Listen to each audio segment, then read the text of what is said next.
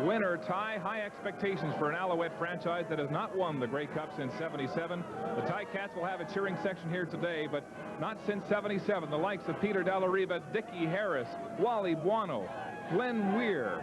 When those guys owned this town, when football was king in Montreal, maybe it's back to the future today.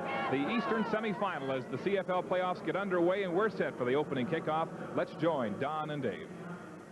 Well, there's something to be said for playing indoors, Dave, when you see the snow that is falling at Commonwealth Stadium and could be a factor in determining the outcome between Edmonton and Winnipeg. No weather conditions for Don Sutherland to be concerned about inside Olympic Stadium. His second playoff game as a head coach.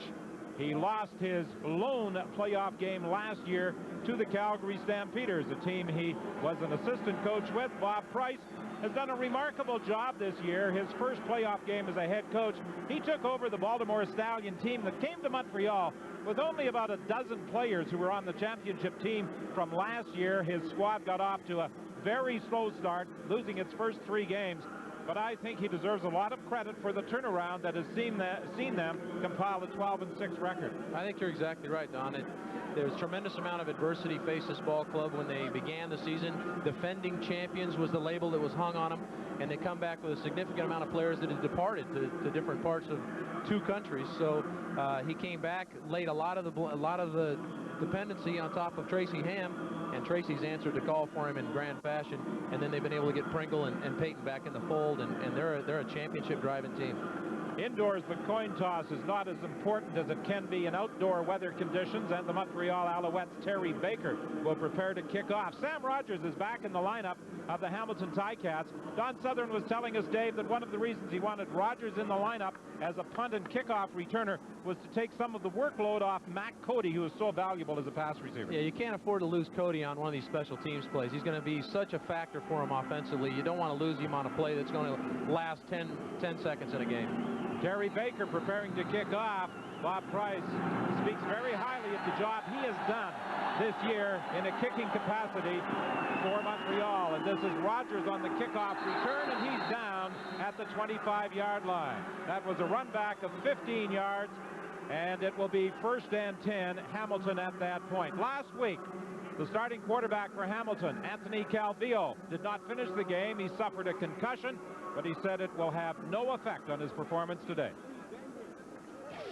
Right now, I haven't had any headaches, or when I'm working out, my head doesn't throb or anything like that, so I feel 100% at this time.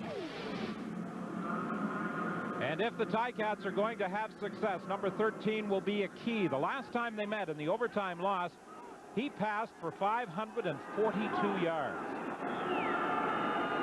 4 receivers wide to the right. Calvillo with that quick release. And the pass is complete to Mike Saunders. And that's something Saunders does so well as a back coming out of the backfield. He has excellent hands, and he has a pickup of about 4 and maybe 5 yards. Let's take a look at Calvillo's numbers. 13 touchdowns, 13 interceptions. He'd like to see that ratio change just a little. He certainly is not happy with the 13 INTs he has thrown this year. On 2nd down, Calvillo quickly looking to the right. Earl Winfield unable to hang on. Winfield back in the lineup. He missed last week's game against Toronto because of a hamstring. Earl's a guy they have to have involved. He's a playoff guy, been around a long time. He said that this might be his last game if they were not to win. He's a guy that you definitely want to get the football to. Earl Winfield indicating to us that this might be his last game as a professional football player. He's been around for a number of years, has been a big star with the Hamilton Ticats. 85 career touchdowns as both a pass receiver and a kick returner. Paul Osbaldiston with his first punt of the football game as the Alouettes have forced the Ticats 2 and out. Penalty flag on the play, and fight on the kickoff return draws more penalty flags as he goes down at the 41-yard line. That was a 41-yard kick and a 3-yard return, but we'll have to wait to see what the officials have detected down on the playing field, and the referee this afternoon is Ken Lazaruk.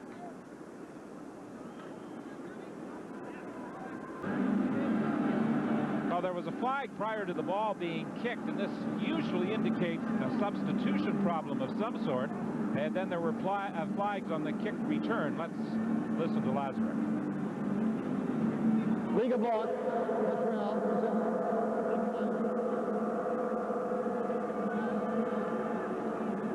First down.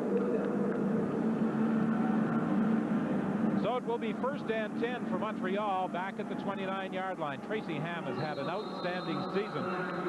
You talk about the ratio of touchdown passes to interceptions. 28 touchdown throws, only 10 interceptions.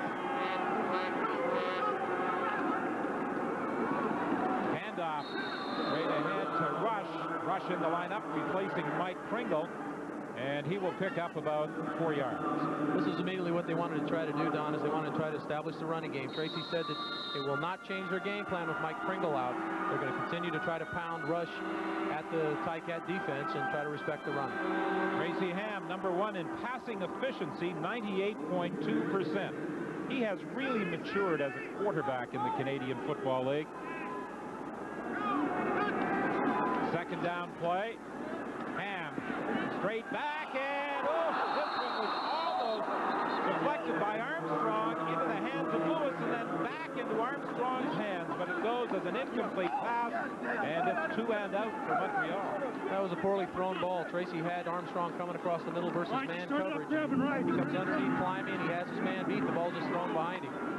Armstrong stays with the ball and almost makes a great catch. Third down punt as Terry Baker stands back at the 20-yard line. A high snap. There was some pressure, and Baker was able to get the kick away. The ball was touched by a Hamilton player, and it looks as though Montreal has recovered. That ball was bouncing back towards the line of scrimmage, and John Kalin appeared to come up and grab it as it was touched by a Hamilton player. We'll see in the replay perhaps what happened. Well, Rogers tries to come up and take the ball on the hop, and it's a tough hop, and it looks like Hamilton jumps on the ball. It looks like there may have been a no yards penalty, though. It's going to allow Hamilton to retain the football. That was only a 34-yard kick by Baker as he got some pressure coming up the middle.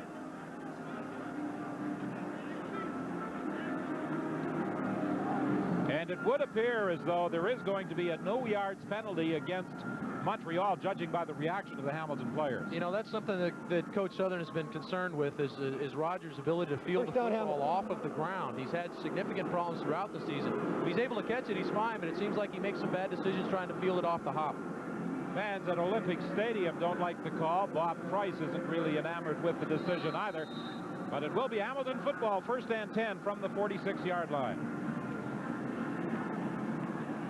Calvillo has all the plays called by assistant coach John Jenkins. 3 receivers wide to the left, a handoff inside to Mike Saunders, and Saunders with a gaping hole takes the ball down to the 42-yard line. They haven't been noted, Dave, for their ground game this year. Well, this has been an opportunity for him to get Mike Saunders. 2 of the first 3 plays, Saunders has been involved, pass catching and run the ball. Morgan back in the lineup. There were concerns that he would not be able to play because of an injury in the final regular season game against Toronto. Earl Winfield also returning, and Earl the Pearl could definitely be a factor for Hamilton today. Something you mentioned about Winfield, he has those great late hands. Perhaps you could explain. He does a great job of waiting till the ball is almost on top of him before he lets the DB know he's going to try to catch the football. Thornton, the receiver, and that'll be a first down or very close to it at the 35-yard line. What we're seeing from Montreal's defense is a tremendous amount of zone coverage, which means they're falling off and allowing him to throw the ball underneath, allowing him to run the ball a little bit. This is completely contrary to what Dave Ritchie likes to do. He likes to play man coverage. I think he feels like that it's going to be a long game. They're going to be on the field a significant amount of time, so they need to rest their DBs from time to time. Ken Watson comes in to replace the Bryant at that linebacking position. There's the hitch screen to Thornton, and Thornton, who had 2 touchdowns in that lopsided loss to Toronto last week, has been a factor very early against Montreal. Really putting the onus on their offensive line. They're showing no backfield here, and they're showing that Cavillo's getting the ball off quickly. Payton's in his face, but they turn Payton loose and throw the ball out on the screen. Thornton picks up a nice first down yardage for him. Taking the ball to the Montreal 28-yard line. Second down pass, same play to Thornton. They were running the hitch screen again, but this time he could not hang on to the football, and he limps off to the sidelines. He had Anthony Drawhorn in his face very quickly. Well, they went to the same play again. They found that they're playing off. They tried to get back to the hitch screen again and pick up the 3 yards they needed for the first down. But in these kind of games, you can't afford to drop the football. You've got to make the catches. Calvillo put the ball right on him. He's got to make that catch and get the first down for him. That's what he's trying to do, is extend drives. Paul Osbaldiston will attempt to put Hamilton on the board first. This will be a field goal try of 35 yards. You know how well Paul Osbaldiston can kick the football. You remember that game? Don't remind me, Don. Don't remind me. Frank Blair Stadium, where he split the uprights 8 times, and he's good on his first try against the Montreal Alouettes in this Eastern semifinal. And with 10:03 remaining in the opening quarter, it's 3-0 Hamilton lead. The Owls are hoping that Louis Fight will be a key man on special teams this afternoon. He had a punt return touchdown called back in last week's 42-24 win over the Winnipeg Blue Bombers. He may see some duty as a running back as well, replacing Tyrone Rush. No chance for a return as the ball bounces out of bounds down at the 13-yard line. They will re-kick. Well, you know, Don, that's one that really bothers the guys that have to run down on the kickoffs. Now you got to go back and line up and do the 70 or 80-yard sprint again. So Paul will hear about that on the sideline from a couple of these guys that have to run down the kicks. I mentioned that Thornton on the last offensive play by Hamilton went limping off to the bench, and it appears as though he has a toe problem, and that big toe on the right foot appears to be very badly swollen. Well, it's one of those situations where you're going to get banged up in a game, and we talked to Tracy Ham the other day, and there's a difference between being banged up and injured. Hopefully he's just banged up and he can get back in the ballgame.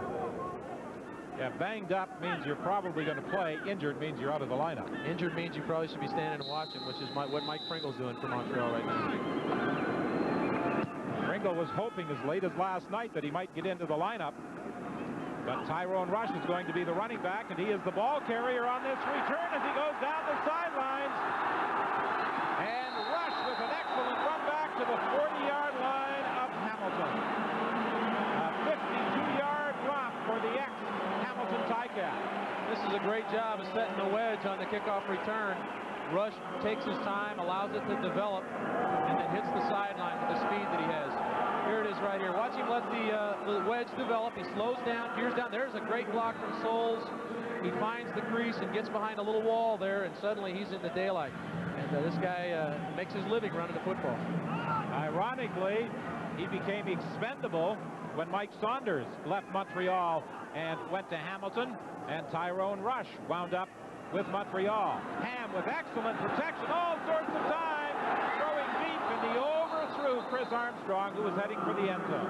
You know, it looked like Hamilton was a little concerned, a little confused defensively there. They ended up with Montford on Souls, and we talked to him before the ball game, and they wanted Gerhardt to play Souls man-to-man, and Montford ended up on him. He actually came across the middle of the field and was open, but Tracy had the big shot and just overthrew Armstrong. Well, the Hamilton or Montreal offensive line considered by many to be maybe the best in the league, and Tyrone Rush is in the ball game today for the second consecutive start. Three receivers wide to the left, 2nd and 10. Ham again with all sorts of time, and this pass is almost intercepted. Tago dropped back, got his hands on it, and it was deflected. Greer was looking for the tip. Well, Chris Armstrong is going to be split in the slot to the outside part of the field. He's just going to drive up the field and run what we call a curl route. He lets the inside guy clear for him, then he offsets for the throw. And again, that's a throw that I'm a quarterback, so that's a throw he's got to come up with. You got to come up with the big catches. Tracy's looking for guys to make plays for him, and he's putting the ball in the air. You got to come up with the catch. Baker has split the uprights from 52 yards away this year. This will be a 47-yard attempt. He's 11 for 14 in this range. And this is a tie football game with 8:50 remaining in the opening quarter in the Eastern semifinal at Olympic Stadium.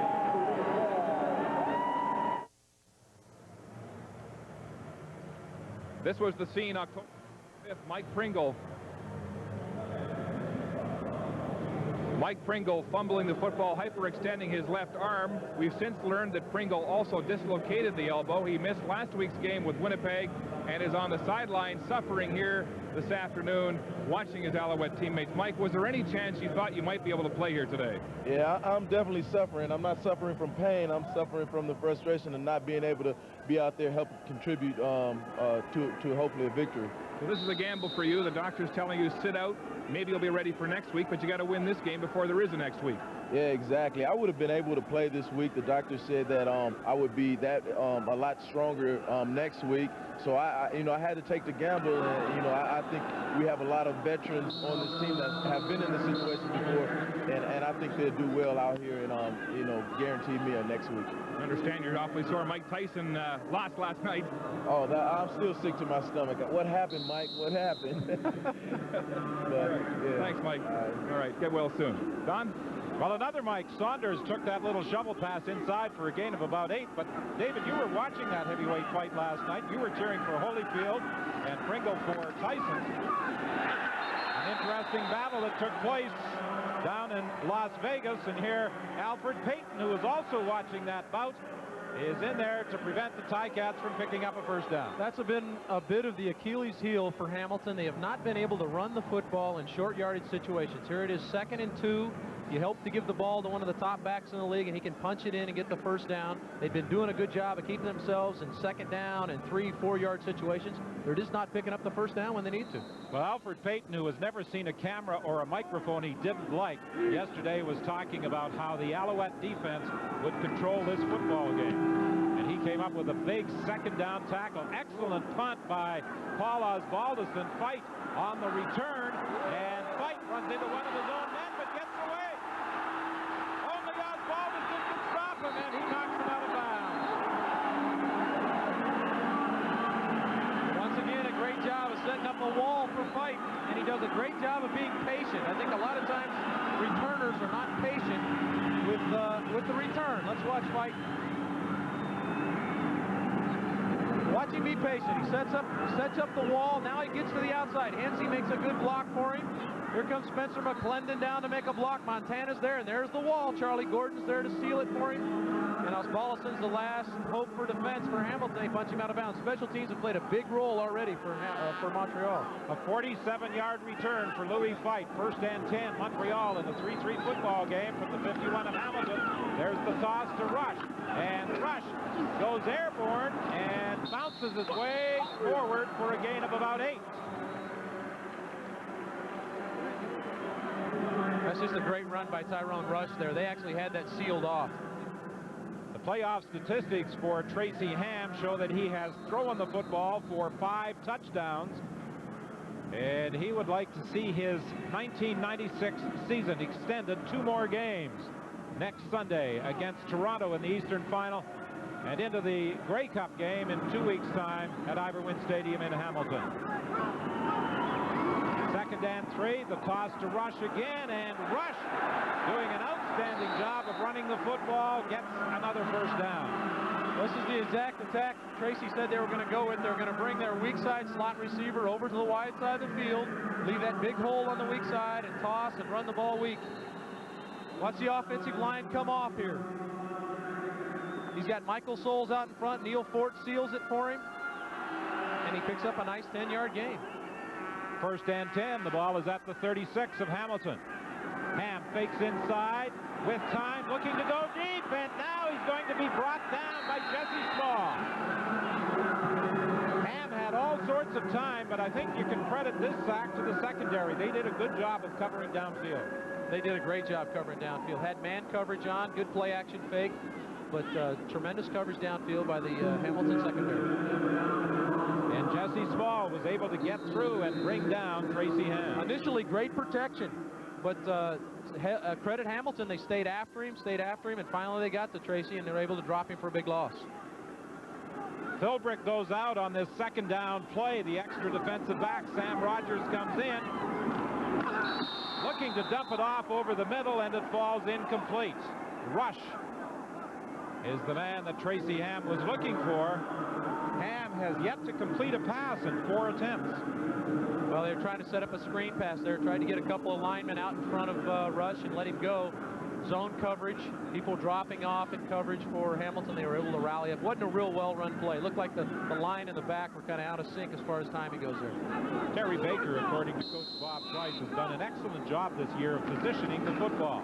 Rogers waits for it on 3rd down as Baker kicks towards the sidelines. No chance for a return. And they will rule that the football went out at about the 12. That's for Hamilton. Will scrimmage 1st and 10. On the depth chart for Hamilton, Andrew Craig, a graduate of the Sault Ste. Marie junior football program, listed as a backup. But he's going to see a lot more playing time this afternoon than he envisioned with the injury to Bert Thornton. Dave. Well, it looks like Bert Thornton was injured and wasn't banged up like we talked about earlier, and that's a loss. But here's a great opportunity for a young kid to get in and play in the playoffs. Andrew Craig goes wide to the left. Calvillo looks to the bench for instructions from John Jenkins, who calls all the offensive plays. The quick hitch screen to Earl Winfield, and Winfield will take it up for about 7 yards. This appears to be part of the game plan, Dave Archer, for Hamilton, the hitch screen left and right. Well, Anthony's doing a great job of taking what they're giving him. This is a quick hitch screen out to Earl Winfield, and he's one of the best at running those things. Earl's never caught a touchdown pass in the playoffs. That is unbelievable. It is when you consider that during his career he has 85 touchdowns, 73 of them as a pass receiver. Calvillo with time, looks to the sidelines, incomplete. He was looking to Winfield again, and one of the better cover men in the league, Irv Smith, was working against him. Irv Smith did a great job there. What they did was they tried to run Winfield up the field. They ran Winfield up the field, and Matt Cody runs a little out route, a little square out to that side of the field, and this is the first forced pass that I believe Anthony's thrown today.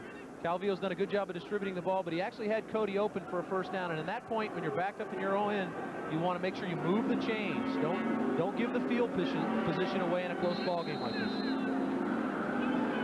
Well, so far, the hamstring problem that kept Winfield out of last week's game against Toronto, and some thought would keep him out of today's game, doesn't appear to be a factor as far as number 1 for Hamilton is concerned. The 3rd down punt by Osbaldiston bounces out of bounds at the 50-yard line. No opportunity for a return for a fight. That was a 41-yard kick. Michael Souls, a native of Montreal, a very popular athlete in this city, did not play last week. He too had an injury that kept him out of the lineup, a hamstring. He is playing today, and Tom Gerhardt is going to pay special attention to him. Tom Gerhardt said he has got Michael Souls wherever he goes if they're playing man coverage, and already today he's had to cover Michael a tremendous amount of time. He's put the ball in the end zone. He's been a touchdown maker for him. Souls has not scored a touchdown as a rusher this year. All of his touchdowns have been as the result of passes from Tracy Ham. Hand off to Rush, and Rush, midfield strike, belted by several people, including Joe Montford. You know, Tyrone got away with a hurdle earlier in the ball game. I think that he might second think trying to jump over Joe Montford from here on out. This is the first time, Don Southern was saying, that Hamilton has been able to go with 3 American linebackers since Matt Dunnigan went down with an injury. This is the crew he wants in the game, and here Montford just puts his helmet right in the middle of Rush and Stone. Second down and 5. Armstrong makes the catch. He's got a 1st down. It's a great read by Chris Armstrong. He has the ability to come inside if it's man coverage, sit it down out wide if it's zone. Here we are isolated on Chris Armstrong. Climby clears for him. Armstrong finds the zone and sits down, and Ham sticks the ball on him. An 11-yard pickup for Chris Armstrong, who fell 21 yards shy this season of becoming a 1,000-yard receiver. 2 very strong slot backs for Montreal in Armstrong and Jock Climby. The toss to Rush. Rush looking for the blocking to the left, and he won't be able to find any room as he is brought down over there by Joe Montford. Montford has taken over at the linebacking position from the rookie Justin Ring. That's a heck of a play by Montford, because he actually slid out into the slot to have to cover Souls. They got the wrong matchup that they wanted, but he fought off a Souls block and came back inside and held Rush for just a 2-yard gain. 2:21 remaining in the opening quarter in a 3-3 football game here at Olympic Stadium in Montreal.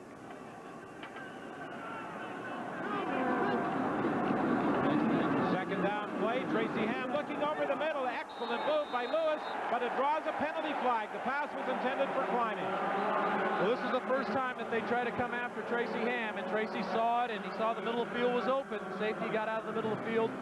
He had Climbing going to the post and tried to get him the ball, and it looks like Lewis may have grabbed that backside shoulder just so slightly and drew the flag.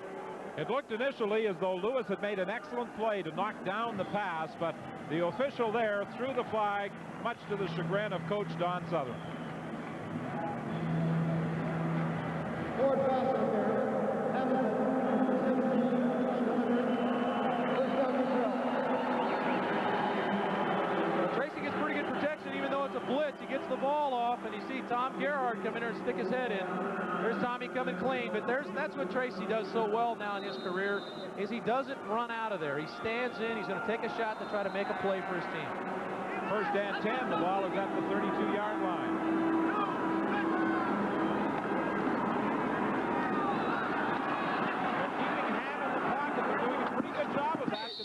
Floyd chases him out of bounds.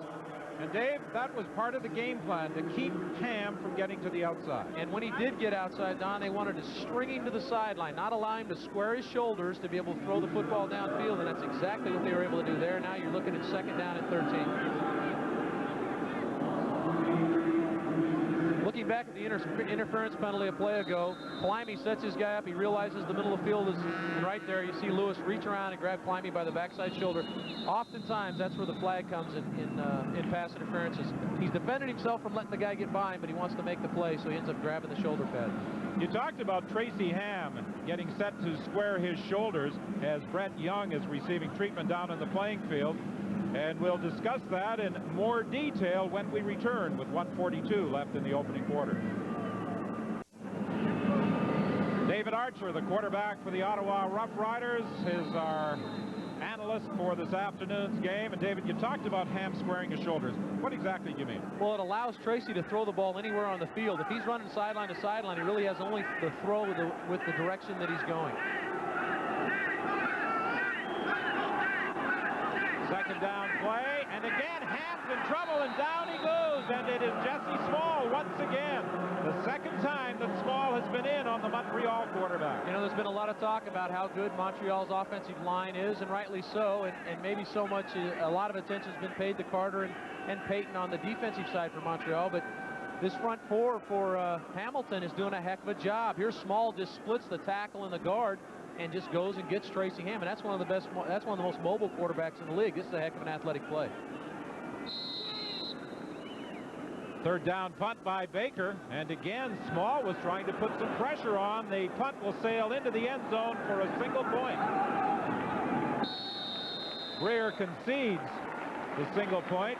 Baker was hoping to angle it towards the sidelines, but it's a 55-yard single with 59 seconds remaining in the opening quarter, as the Montreal Alouettes have taken a 4-3 lead. Immediately following this Eastern semifinal, we'll be going to snow-covered Commonwealth Stadium in Edmonton as the Eskimos entertain the Winnipeg Blue Bombers. It's CFL doubleheader Sunday on CBC television. 59 seconds remaining here at Olympic Stadium in the opening quarter. A 4-3 Montreal lead over Hamilton. 3 times they met during the regular season. 45-41, Montreal won in overtime. 39-38 on a last play field goal by Osbaldiston. Hamilton won at home, and the other game was 29-22. A late touchdown winning it for Montreal. Earl Winfield takes the throw at the 50, and another first down after a 15-yard pickup. Well, you can't say enough about the Hamilton offensive line. They're just doing a great job controlling the front four of Montreal. They're just not putting a lot of pressure on Calvillo at all, and he has a chance to drop and hit Winfield on a nice curl route. Don Sutherland was saying that your former head coach in Ottawa, now the line coach with Hamilton, Jim Gilstrap, is responsible for the improvement in the O-line. Jim knows a tremendous amount about the play in the trenches. Pass is complete to Saunders, and Saunders at the midfield stripe is surrounded and downed after a gain of 5. You know, the way Calvillo is playing, he's going to force them to play man coverage, because all they're doing is flooding the wide side of the field with 4 receivers. There's only 3 defenders to that side of the field for Montreal, Subsequently, there's one guy open every time, and Calvillo's hot right now, and he's finding that guy.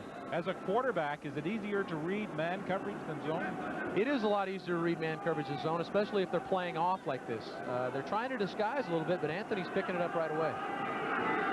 This should be the final play of the opening quarter, and Jason Phillips, looking for a first down, is going to be close. He had to duck under a couple of defenders as he tried to reach across the 50-yard line, and that is the final play of the opening quarter. And Anthony Calvillo, so far, has been holding a hot hand for Hamilton.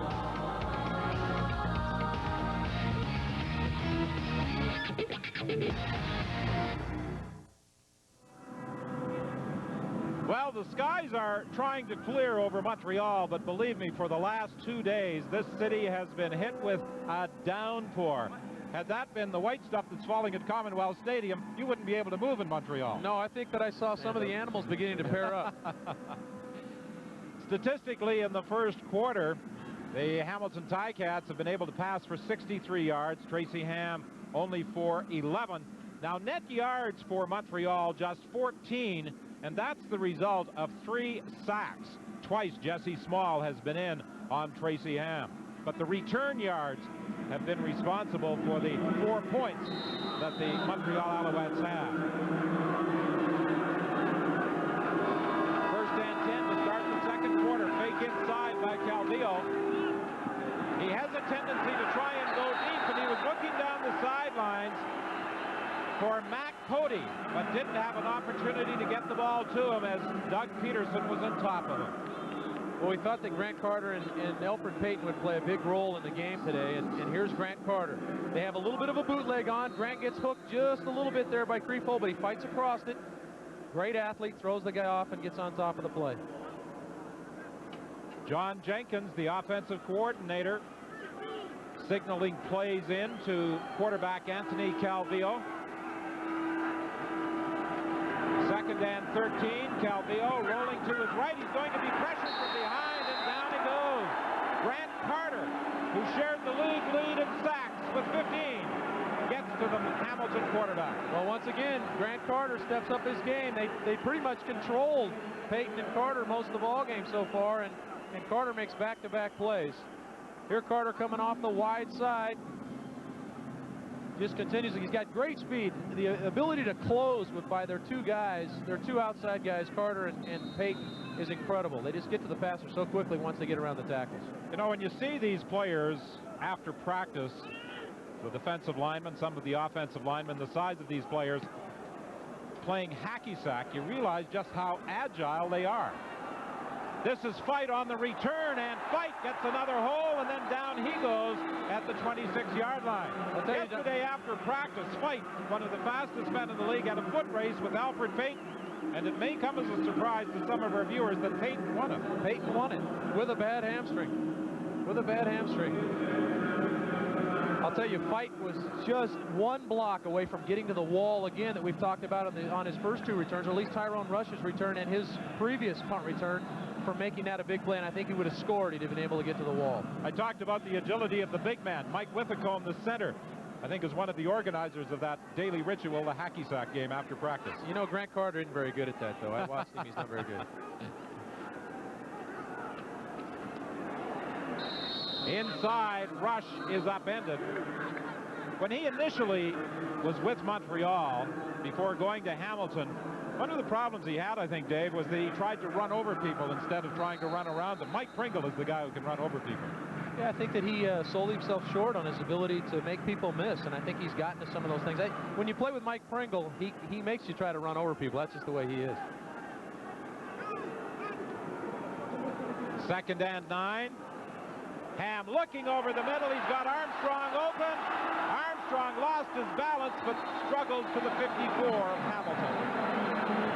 29 yards with the pass completion. Ham to Armstrong. This is going to be a breakdown, Don, in the zone coverage that Hamilton's been trying to play. They've done a great job of getting to where they need to be, but this time the linebackers bite up on the inside, and Armstrong comes clean behind him. Armstrong just running a little in route. The linebackers bite up on the back inside, and there's Armstrong right in there behind him. Great protection for Ham. Back to the live action, and this is Rush heading to the left side for a gain of 9 yards. Tiggle finally knocked him out of bounds. Tracy's trying to step the tempo up a little bit. He's trying to hurry things up. Normally they're a no-huddle operation anyway, but he seems to be speeding up the game a little bit. Try to limit the calls that they can make on the defensive side of the ball. Tiggle, middle linebacker, calling the defensive signal to hand off to Rush, and he gets the first down as he takes the ball to about the 43. Once again, pounding the run. That's what they wanted to do. Tyrone Rush is doing a great job of reading blocks, being patient, and getting behind that big offensive line. Some feel maybe the best in the league. I'm sure the people up in Toronto would argue with that. But Rush is doing a good job of finding the holes. Tracy Ham has really become a leader. He interacts well with other players. He's no longer moody. He has quick feet and a quicker temper, they say, but he completes the pass to Armstrong for what should be another first down. This is just the third time they've run this play. Climby is the third inside receiver, and he's clearing up through the field. And Armstrong is the guy coming up with the play. Only once have they attempted to go to the other slot back, their leading receiver on the season, Jock Climby, and that resulted in a pass interference call. Chris Armstrong, in playoff activity, has scored 2 touchdowns. He was a key receiver last year when this team operated under the banner of the Baltimore Stallions. When we talked about these guys from the top, we're talking about Montreal now, converting over from the Stallions of Baltimore. This is the guy that they had in the previous 2 years that was a big play guy for him. Now, he didn't have the 1,000-yard season this year. Climby was the featured guy this year. He had about 900, 950 yards, but he is a guy that makes plays in big games. He's doing it today. 2nd and 1 for Montreal. Tracy Ham steps away from center Mike Withacombe to talk to Michael Soles. It looked as though they were making some adjustments right at the line of scrimmage, and they just rushed the ball carrier for another Montreal first down. Coach Price was saying that Tyrone Rush is probably a cross between Pringle and Saunders, 2 backs he has had here in Montreal. He now tries to find the open spot. Well, Tracy's just turning and handing the ball to the guy that gets paid to do these kind of things, and he blows it right up in there. Tiggle comes up and makes the hit, and he can't stop him. 1st and 10. Ham with good protection, throwing to an open spot, and I think he may have been throwing that one away. That was certainly a throwaway, and Tracy, again, this is smart play from a quarterback. He realizes he didn't get the throw he wanted. He might have missed Climby vertically down the field, but he saw things break down, decided to minimize the loss and throw it away. Now they're just 2nd and 10 instead of 2nd and 20. But I said he has quick feet and a quicker temper. He will talk to players if they miss an assignment or foul up in some way. But with those quick feet, he can run away from a lot of pressure. He's certainly in control out there. This is the vintage Tracy Ham. Little dump screen pass to Rush, and Rush breaks the tackle. He actually ran into one of his own men again, but will be very close to a first down. This is a screen pass to Tyrone Rush. They let the line float out. They tried it earlier, and the timing wasn't very good. This one is timed up extremely well. The line flowed out in front of Tyrone Rush. He gets the ball behind him and is able to make some things happen. Well, Rush is a player who would certainly like to beat Hamilton. He was with the Ticats earlier in the year, as we mentioned. And after leaving Hamilton and coming to Montreal, he had some less than complimentary things to say about the Hamilton offensive line. He said playing behind the O-line in Hamilton was like being involved in a car wreck. Well, I don't think he's going to be back in Hamilton anytime soon, that's for sure. Now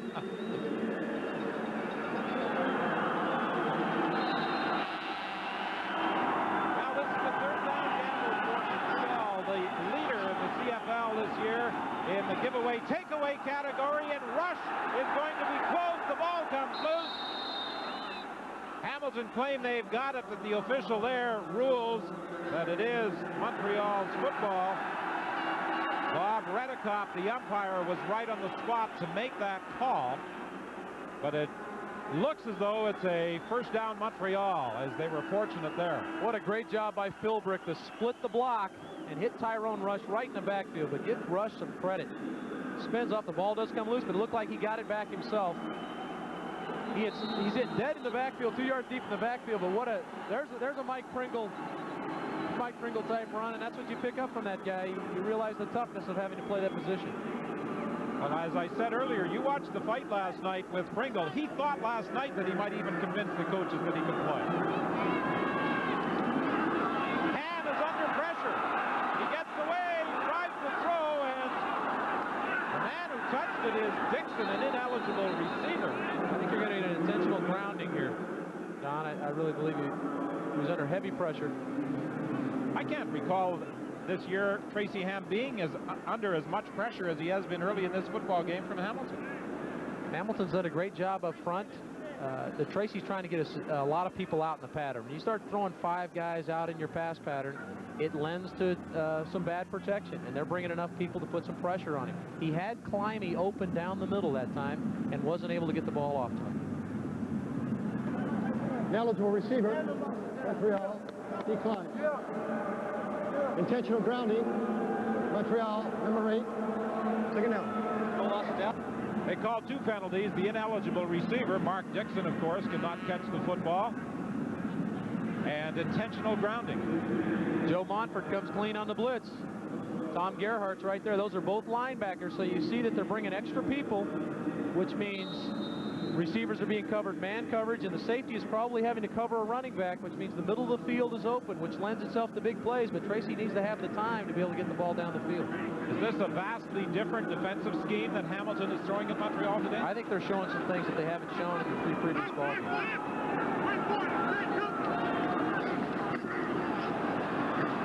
Rush on second down is caught by Montfort with help from Philbrick.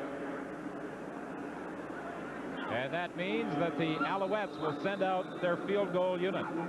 You know, we talked to Tom Gerhardt yesterday and even before the game, and Tom alluded to the fact that they were going to show some things they hadn't shown all year long. Some different blitzes by the linebackers, different alignments to hopefully confuse Tracy and take him out of some of the things that he likes to do. He calls all the plays from the line of scrimmage. He has a game plan, he has it on his wrist, and he makes the calls.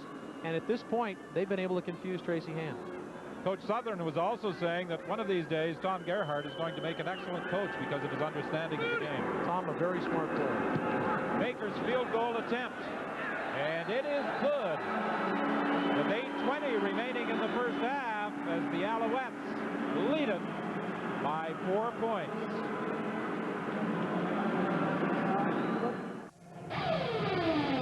Hamilton beat Montreal just once this season, September 29th. Paul Osbaldiston kicking a 32-yard field goal on the last play of the game, 39-38 catch. A month later, these teams went to overtime before Tracy Ham found Nigel Williams behind a fallen Derek Greer wide open in the end zone for a 23-yard touchdown pass, 45-41 Montreal. 71 points on average between these two teams this season. Whit? Yes, and Anthony Calvillo, as we mentioned earlier, in that overtime game, passed for a Hamilton club record, 542 yards. Pass over the middle to Rob Creefo, who is celebrating his 31st birthday today, and that will be a gain of about 8 yards. And a nice catch by Rob. The ball's thrown behind him and low. He's running in hard, trying to beat his man across the field, and the ball's thrown behind him. He makes a great catch, gears down and makes a catch, and he keeps his team in a great position. Now it's 2nd and short. This is a coach's dream to be in these situations. There's so many different things he can do now.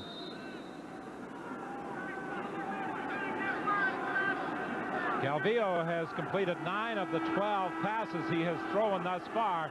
He's attempted to go deep a couple of times, but has been unable to get the receiver open. It's 2nd and 2. Calvillo will keep himself, and he will run for a first down. Wisely sliding in front of the defender. Very wisely. You tried to take on Alfred Payton one time, and I think you've still got a scar in your chin, haven't you? Yeah, I've still got it. They came around the corner on me and nailed me. I should have gotten down just like Anthony did right there. Obviously, he's learned from his film work. 7:08 remaining. The series of plays that led to the 39-yard field goal by Terry Baker consumed 5.5 minutes of this second quarter. First and 10, handoff inside to Saunders, and Saunders bowls his way close to the midfield stripe for a pickup of about 5. That's a keep you honest play right there. They want to throw the football. There's no question that Jenkins wants to put the ball in the air. He thinks running the football is a waste of time. He's been quoted as saying that. He's told us that. But Mike Saunders is a guy that can make a lot of things happen, and to keep him honest and keep the rush game down, they need to have Saunders punching in there a few times. And this is a great gain for him. They get 5 yards on the play. 7-3 is the score. Carl Dunbar is the player down. You had a conversation with Chris Armstrong the other day regarding this game, and I'll get you to expound on it when we return. 21 points per game in their 3 meetings. What did Chris Armstrong say to you about this game, Dave? I was stunned, and I kind of laughed at him when he said it, but Chris said he felt like this was going to be a defensive game. He felt like both defenses had something to prove. Well, one of the defenders, Carl Dunbar, has gone out. That means that Rashawn Giddings has come in for Montreal. Dunbar made his debut last week against Winnipeg. Inside handoff to Mike Saunders, and Saunders on the second down play is stopped after a pickup of 1 by the SWAC man, Alfred Payton. Hamilton tries to run a counter play right here on a 2nd and medium situation, 2nd and 5. And a great play by Payton to slice inside the guy trying to trap him on the counter and makes the play. Paul Randolph is there also, along with Doug Peterson and the rest of his buddies. That's gang tackling, and they do a great job of it here in Montreal. Payton did an excellent job of getting that inside shoulder down underneath the defender. He does such a good job of taking away the angles from the offensive linemen. Fight waits for the 3rd down punt at the 7-yard line. This time, good downfield coverage by the Hamilton Ticats with 5:55 remaining in the first half in a 7-3 Montreal lead. Welcome back to Olympic Stadium in Montreal. I'm Don Whitman, along with Ottawa quarterback David Archer, who is our analyst for this Eastern semifinal. And David, as you said, you were surprised by the comment by Chris Armstrong that this would be a defensive struggle. But so far, it's been just that. It really has been. I think we would accept it a 14-14 as a defensive battle. 1st and 10 for Montreal. They are just inside their own 15-yard line. There appears to be some premature movement at the flag, and as a result, Tyrone Rush is able to scamper for a gain of 11. Tremendous movement up front by the offensive line for Montreal. Here's Tom Gerhardt trying to get involved. Oh, look at the big guy coming around Dixon trying to take him out. Tommy actually slips the block, but he makes a tackle 10 yards downfield. 1st and 10. The ball is now at the 25.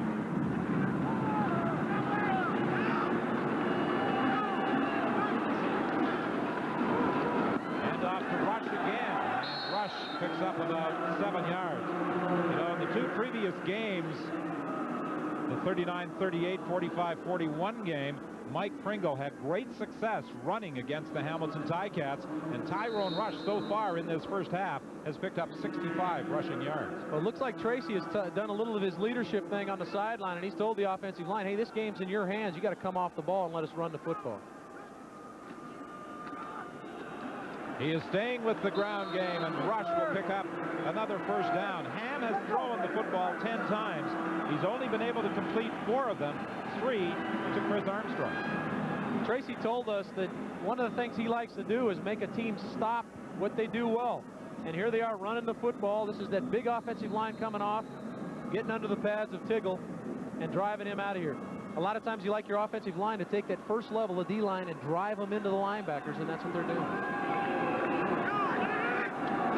1st down play. Ham looking to throw, but he's under tremendous pressure again.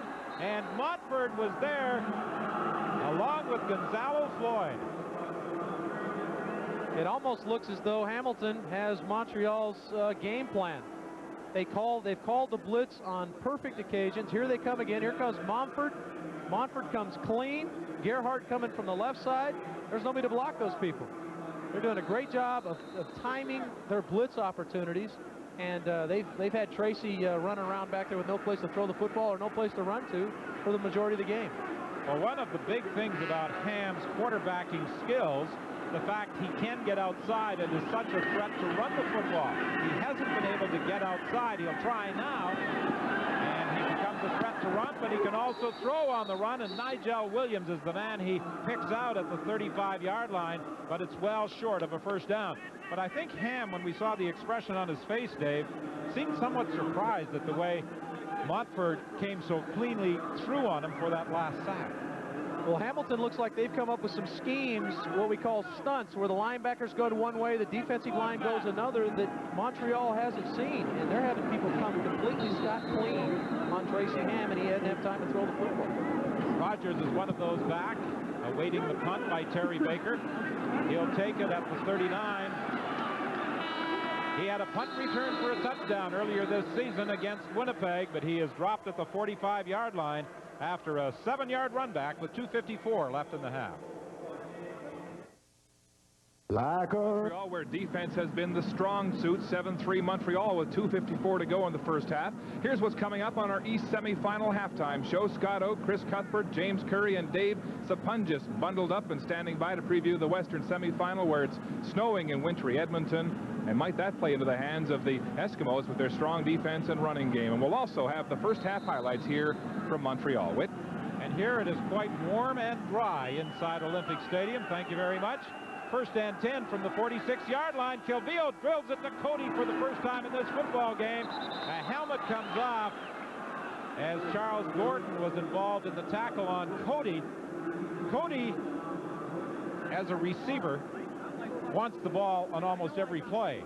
But the coaching staff was saying he also seems to be open on almost every play. I'll tell you, that's not a bad combination. No, it really isn't. You want a guy on the field. You want to play with people that want the football. And Cody's one of those guys. Matt the Knife, they call him, and he certainly cuts up defenses, and he did right there against a man coverage, just hooked up and allowed Calvillo to get him the ball. The CFL leader in passing yardage this year. On first down, pass is complete to Phillips, and this will be a gain of about 9. The previous pass completion to Cody for 17. Anthony's doing a great job of taking what they give him. It looks like Jason Phillips is a little banged up on that last play. Well, they've already lost Bert Thornton. Let's see if we can detect what happens to Phillips. You look at Anthony surveying the defense. He's getting great protection again, and he just takes the throw they give him. A little underneath route here to Jason Phillips. Looks like he might have rolled his ankle up.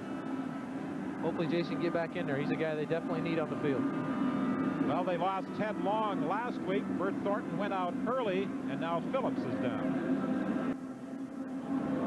2:21 remaining in the first half. If you've just joined us, 2 teams in 3 regular season meetings, averaging 71 points per game. And so far, neither side has scored a touchdown here at Olympic Stadium. And this comes as a surprise, I know, to you, David Archer.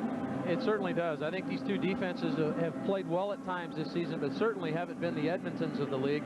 And when these 2 teams have hooked up, we've had some monster games point-wise and certainly yardage-wise. But it hadn't been the case today. Talked to several guys on the field. They felt like that this was a situation where the defenses were going to step up. And you always hear it. The coach's cliche, but coaches say defenses win championships, and these 2 defenses are trying to win one for their team. Calvillo has really spread the ball around this afternoon. He's gone to 6 different receivers. Prior to his injury, Thornton had 2 catches. Phillips has caught 2. Winfield has also caught 2. Saunders has had 3 thrown his way.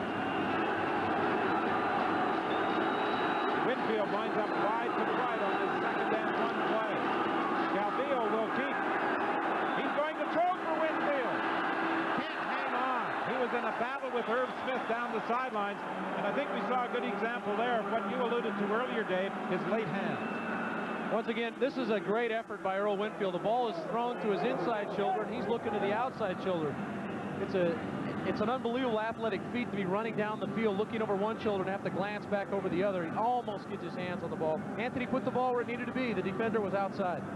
But he many times will fool a defender by not reaching for the football until the last second.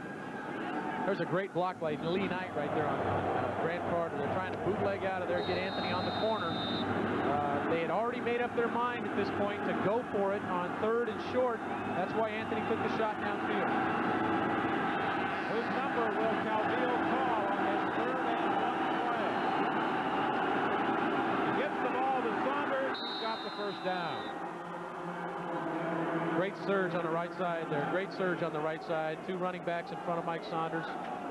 And Saunders gets airborne and gets the first down. I tell you, Mike keeps his feet here, he may score. Right here he breaks through, and right there he lands on his feet. He could have stayed on his feet. Randolph would have had to make the play, or he may have been in the end zone. Mike does this extremely well. He understands that he has to turn his shoulders and knife his way through. It's a short yardage situation. You're not looking to run for a touchdown there. You just want a yard, and he gets the job done. Well, they gambled on the toss to Winfield on the second down play, and they pick up the first down on their third down gamble. Now it's Calvillo stepping up. Calvillo decides he's going to try and run, looking for a block from Roosevelt Patterson, and he picks up about 5. Zone coverage again, just a blanket zone, people falling off. Anthony gets good protection for the better part of 2 or 3 seconds. Jenkins is going to now try to get him another play. Gets another play, and he's getting all his plays from John Jenkins. And only Anthony Calvillo can interpret what he wants him to do. And probably Matt Dunnigan sitting at home. There was speculation this week that Matt Dunnigan might be ready to play for this game, but I'm pretty certain the Dunnigan season is finished. Intended for Cody, and an excellent play by Charles Gordon. He's one of the better inside defensive backs in the league. Very good defender, very good cover guy. This is a situation where Matt Cody, I believe, read things improperly. It looked like he wanted to break across the field, and Calvillo's looking for him to hook up here. That's what makes the ball thrown. The ball's thrown behind him a little bit. Negates the incompletion. Well, David Archer is one of only 3 quarterbacks in the CFL who has thrown for better than 6,000 yards in 1993 in Sacramento. So I'd suggest he knows a little about the passing game and what should take place out there. A 37-yard field goal attempt by Paul Osbaldiston. This one is wide. And you're saying to yourself, now, why couldn't he have done that against us? Boy, where was that a few weeks ago? He's as steady a kicker as there is in this league, and I really think that he was the most valuable Canadian on the eastern side. I really thought he did a great job this year. 56 seconds remaining here at Olympic Stadium. The 1976 Olympic Games were held here.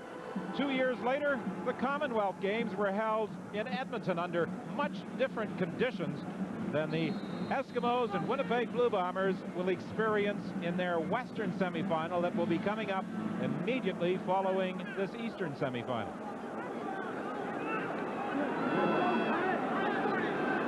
First and 10, Montreal from the 35-yard line. There's the toss to Rush. What a first half he is having. Just a great job of blocking right there by Michael Souls. Tom Gerhardt playing the outside, and Tommy's job is to try to string the play out, but Souls gets him out of the play, and again, Rush reading his blocks. A tremendous job by Rush to read the block. He's running so patiently, which is what you have to do a lot of times in these wide plays. You have to wait, and now find your crease and go north and south. Right there. He goes north and south, picks up a big yard. And on the second down play, it's Rush going after a first down. Montfort thought that he had grabbed the football away from the Montreal running back, but the whistle had gone. 7-4 is the score, 36 seconds remaining in the first half. Tracy Ham trying to move his team into at least field goal range before the intermission. Deep now, off the fingertips of Denny Montana. He's in the ball game, taking over the wide receiver position from Gary Harrell. But he is almost as fast as Harrell, and that's something that the speed of a Harrell or Montana can do. They can stretch a defense. I guarantee you, when Tracy let this ball go, he thought it was a touchdown. This is a heck of a throw just off the fingertips of Montana, who'd run a great route and gotten behind Greer. Second and 10, 25 seconds remaining in the half.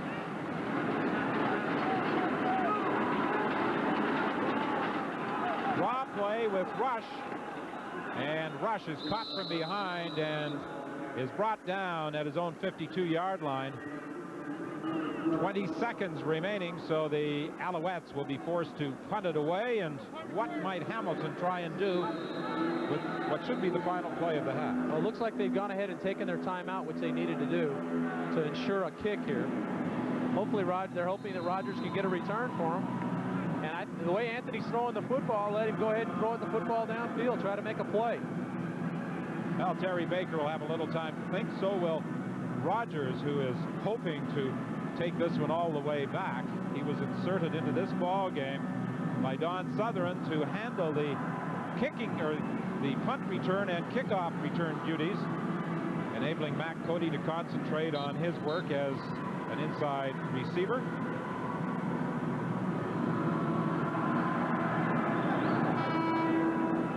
Baker's one of the real good punters in this league, too. He understands the situation here. The clock will not start until the ball is snapped. Baker was under some pressure. Now the ball bounces to Greer, and Greer is down at the 30-yard line, a 39-yard punt, 10 yards on the return, only 9 seconds remaining in the half. Well, now in this situation, you run the football and get out of the half. The ball's too far back in your territory. Only negative things can happen at this point. You throw an interception, they'll run on the kicker and kick a field goal here. You minimize your losses here and go in at halftime, make some adjustments. Well, Don Sutherland said he was very concerned about turnovers coming into this ball game because in the 2 losses, the Ticats were guilty of 11 turnovers, and that contributed to their defeat both times. He has to be happy with the fact that his team has reduced the turnovers in the first half here, even though they are trailing by 3 points. Anthony's done a great job of taking care of the football. We know they want to throw. Montreal knows they want to throw, and Anthony's done a good job of taking what he's been given. They played a lot of zone coverage on him in the first half. He's taken the underneath throws. He's kept his team in good down and yardage situations. Calvillo is able to take the final seconds off the clock, and the Hamilton Ticats head to the dressing room trailing by 3 points. 7-4. The Montreal Alouettes lead Hamilton in this Eastern semifinal contest. Don Sutherland, the head coach of the Ticats, felt quite confident coming into this game, and even though he trails Mark, I think he's probably pleased with what took place in the first 30 minutes. Right, Whitten, after a season of shootouts, a peculiar semifinal here today, 7-4 Montreal, and Ticats head coach Don Sutherland now joining us on the sidelines. Don, your big rush, the pressure on that big Montreal offensive line, 4 sacks on Ham has to be the story of the first half of your defense. Well, that's right. Again, you know, it has to be a team effort, offense, defense, and special teams. And the thing we're doing defensively, you know, I think that we're containing their run pretty good and Ham, but the thing you got to do is you got to score points in this league, and that's one thing that we got to get after the second half. Well, let's talk about your quarterback, Anthony Calvillo. He looks a little too eager to go deep all the time. What's your assessment? Well, we got to throw the ball underneath, and that's been the dilemma, you know, and we'll get that corrected at halftime, I'm sure. All right, Don, thanks very much. Thank you. Don Sutherland, the head coach of the Tiger Cats, who trail the Alouettes 7-4, kicking all the scoring here in the first half of this Eastern semifinal. Stay with us. We're back after this with the East semifinal halftime show.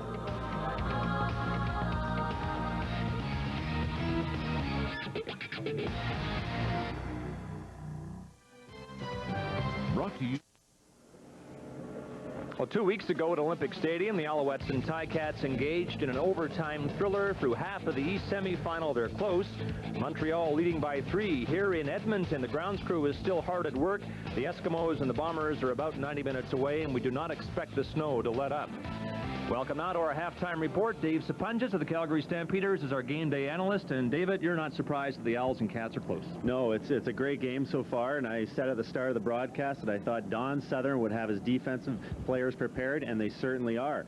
We go to a clip here of Joe Montford getting through the offensive line and making it to Ham for a sack of about 15, 16 yards. And then Tracy Ham gets up, and you can see frustration on his face. And if you can get to Ham, you've got an edge on him. Yeah, and your prediction that there'd be great defense in this game, you were right on. There's the frustration of Tracy Ham. Here in Edmonton, it's the 3rd time today the grounds crew has tried to clean the field off. It's going to be tough at game time to see the yard lines, and traction, I suspect, will be the biggest problem of all. Absolutely. I think the turf is pretty hard underneath, and there'll be a little layer of snow probably on the top come game time. So the cleats become very important. And the guys that have experience are the Edmonton Eskimo players, and so it'll probably be to their advantage. All right, Dave, you'll have more than a passing interest in what happens in this West semifinal. Consensus is if the Bombers are going to win it, they'll do it with defense. They've probably got the finest core of linebackers in the CFL, led by Angelo Snipes. There's Snipes, Williams, Clemens, and Clark, but Snipes is the emotional leader, and Chris Cuthbert had a moment with Snipes earlier.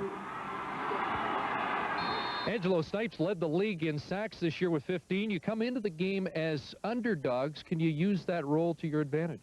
Well, I like being an underdog myself personally. You know, I think that when you're an underdog, you got nothing to lose, you know. So I think we just can go out there and play and just have a great game. You played Edmonton tougher than the expectations going into the game. Yeah, we did. We beat them here last time, so I'm thinking that we got a good chance of beating them here again, you know. And, you know, I think we played a good job. We did a good job playing them, you know, and we got a good defensive scheme. I think we're going to do a good job against them. You got to a lot of quarterbacks this year. Your target's an old teammate that helped you win the Grey Cup a couple of years ago, Danny McManus. Yeah, Danny did a great job in that '94. You know, hopefully he won't do a good job tomorrow. You know, so hey, you know, we just got to go out there and play and give it all best. You know. Good luck. Thank you, Scott. All right, Chris, the Eskimo offense hasn't been consistent, but it is a potent weapon in Darren Flutie. He had 1,000 yards over the last 10 games of the season. He's a proven playoff performer. Look for he and Danny Mack to hook up today. James Curry spoke to Flutie. Thank you, Scott. I'm here with Darren Flutie of the Edmonton Eskimos. Darren, you've been able to elevate your play in the playoffs. The past 3 games, you've averaged well over 140 yards a game. What's the key to your success?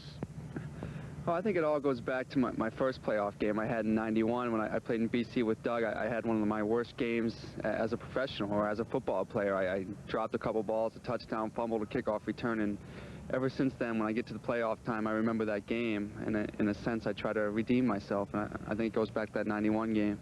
You know, Danny McManus has been the key pulling the trigger the past 3 games. You and Danny seem to work well in this type of weather.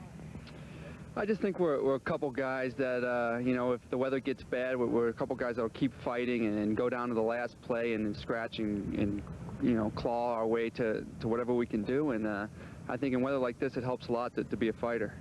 Thank you, Darren. Go back up the stairs to Scott.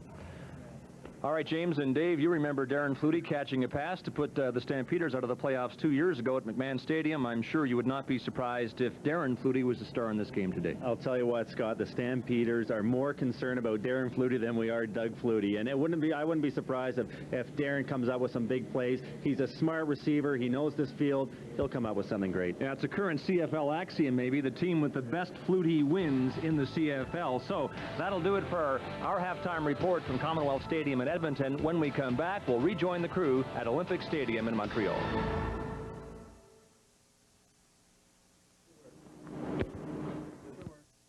Defense has been the hallmark of this first half. All 11 points coming off the toes of the kickers. What a reversal wit from the regular season when the defenses were beaten up in matches between these teams. I agree, and it comes as a surprise. I noticed that David Archer was cringing every time either Montford or Jesse Small or Grant Carter or Alfred Payton was coming through in the quarterback. Boy, I've felt that many a time, and I know Tracy's trying to get things regrouped in there. He's such a great leader. I'm sure he's trying to get those people up front to take care of business. Well, I think you have to give a lot of credit to Hamilton and the defensive scheme they've come up with for this game. Tom Gerhardt told us that they were going to change some things, show some things that they hadn't seen before, Montreal hadn't seen before, and it certainly worked so far. Well, the highlights of the first half were, as you might suspect in the 7-4 game, defensive efforts, including a couple of special team plays. We saw a kick return on the kickoff by Rush, and then this punt return by Louis Fight. Fight does such a great job allowing it to develop, and then he gets some great blocks from all his boys, and Osvaldoson makes the play at the end of the play. That's really been the story offensively in the returns. Alfred Payton made a fine play to bring down Saunders. This has been the story of the whole ball game. Has been the defense. Here's Alfred Payton. Grant Carter's made some plays, and now Tracy's going to get blitzed here. This has been what they've been able to do. They've been able to change up the looks and show Tracy some things he hadn't seen in the past, and they're really keeping him off balance. Gonzalo Floyd got the good push, and then Joe Montford, blitzing from the linebacking position, got through on Tracy Ham 4 times in the first half. He was sacked. Cavillo sacked twice, and those Hamilton linebackers, the All-American crew, proving their worth here this afternoon. 7-4, Montreal leading Hamilton at the half. We're back with the second half kickoff at Olympic Stadium right after this.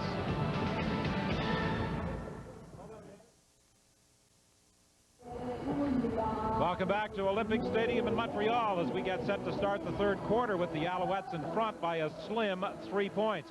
Tracy Ham went down 4 times in the first half. During the course of the regular season, Montreal quarterbacks were only sacked 34 times. This is how the two signal callers, Ham and Calvillo, compared during the first half of play. Calvillo had more success throwing the football than did Tracy Ham, who relied on the ground game and the running of Tyrone Rush.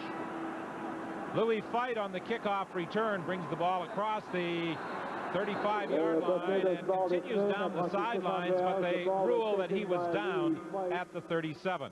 Statistically, only 98 yards for Montreal in the first half, but 54 yards were lost as the result of quarterback sacks. Time of possession, but a 4-minute, 30-second edge for, not even 4:30 for Montreal. And Tracy Ham, I'm sure, had some words to say in the dressing room at halftime. Well, I'm sure he made some inspirational talks with certain people, but he does such a great job of leading his team. Ham in the pocket, throwing to a wide-open Jock Climbing for a first down across midfield. Well, this is the first time we've been able to mention Jock Climbing's name today associated with a reception. He's done a lot of clearing for Chris Armstrong throughout the game, giving Armstrong some areas to catch the ball. Now it's Jock Climbing's turn. He has a man playing outside man technique, cuts inside, wide open over the field. Great pass protection for Ham, and you can't give Tracy that much time to throw the ball. 68 receptions for 1,209 yards during the regular season. That's his first catch of the day.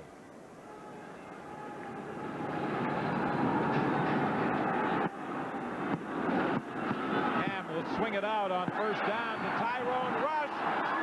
Good job of catching up with him by the linebacker, Montford. He had to put on a little burst of overhaul rush. Well, Montford gets out of position here. That's his responsibility. He has Rush in coverage. Gerhardt's on the other side of the field playing sole, so Montford has the running back. And he jumps the crossing route right there, and he gets him out of position. Ham reads it, dumps the ball off to Rush. Only his athletic ability allowed him to get back and keep this from being a long game, maybe a touchdown. 11 yards was the pickup. Draw play with Rush, and Rush drives straight ahead for 5, maybe even 6 yards. Gerhardt and Tiggle combined on the tackle. Montford went off to the bench. Justin Ring came in for a play. Watch this big offensive line come off the ball. This is the strength of their team, to come off the ball and drive the defensive line into the second level, which is the linebackers. Big gain there for Rush. A pickup of 6. It's 2nd and 4 Montreal. Ham with better protection, dumping it off to Souls, and Souls wide open, takes it down to the 12. Tracy's doing a great job of reading what they're doing to him. This time they play zone. Tom Gerhardt widens with the back to the wide side of the field, and Souls slips underneath, coming from the weak side of the formation. There you see Rush swing wide, takes Gerhardt outside, and Tiggle gets out of position. That's his zone in the middle of the field, and he's not there, and Souls is there for a big play. Good drive to start the second half for Montreal, with Michael Souls taking the ball down inside the 15-yard line. 1st and 10 Montreal. Tracy Ham stays in the pocket, tried to dump it off. He was looking again for Jock Climbing, and running with him was the middle linebacker, Calvin Tiggle. To this point, there's certainly been an adjustment up front. Been some great pass protection so far on this drive. Here's Jock Climbing, a 1,000-yard receiver this year, gets bumped off by Montford, but a good receiver stays with his route, tries to free up. Tiggle comes over and knocks the ball away. Yeah, you talked about the adjustment along the offensive line. If you were to extrapolate the 4 sacks in the first half over an entire season, this Montreal team would set a record, although Tracy Ham might not survive. Ham on 2nd down. He's under pressure, but throws to the end zone. Touchdown, Armstrong.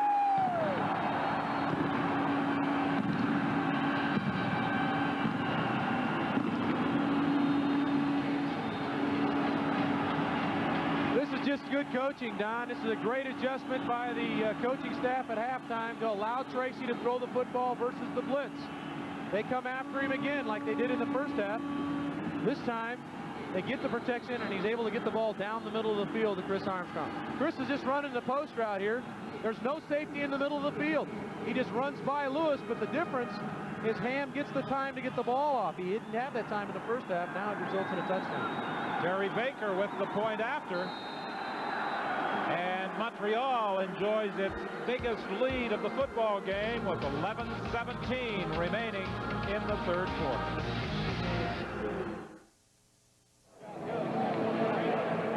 Well, that's the way you like to open a half.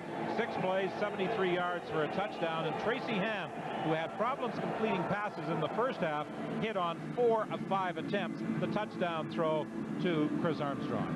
I think you got to credit the adjustments they made at halftime, the adjustments that Tracy made in his old mind to try to get the people the ball that are going to make the plays for him. We talked about Chris Armstrong being a guy that steps up for him in big games. He does here. Ham used 4 different receivers. Quimey rushed Scholes and the touchdown pass to Armstrong. Rogers on the kickoff return. Rogers gets a hold. Oh, he was caught from behind. And it's a good thing Terry Baker was able to grab him. A 42-yard run back for Sam Rogers. And Baker, I think, may have surprised Rogers, and it looks as though Rogers is still down. Rogers was looking to beat a Montreal defender at about the 50-yard line, and suddenly Terry Baker emerged out of nowhere from behind. Rogers breaks clean here and finds a hole, and now he's just looking for some daylight. Terry dives in from behind and catches the legs, which forces him into a heck of a hit head on right there. I think that the shot was made by the defensive back there. Here's Tracy Ham. You see the safety 33 floating up, not covering anybody. That opens the middle of the field, and down the middle of the field goes Chris Armstrong to make the play. Lewis, it looked like Lewis could have maybe made an effort on the ball. I think that he got surprised that the ball got there as quickly as it did, because Tracy didn't put the ball on a line. There's Tracy Ham. Tracy talked to us about growing a Grey Cup beard, and underneath that helmet, he said he always keeps the beard growing through the playoffs. It's done well for him the last couple of years.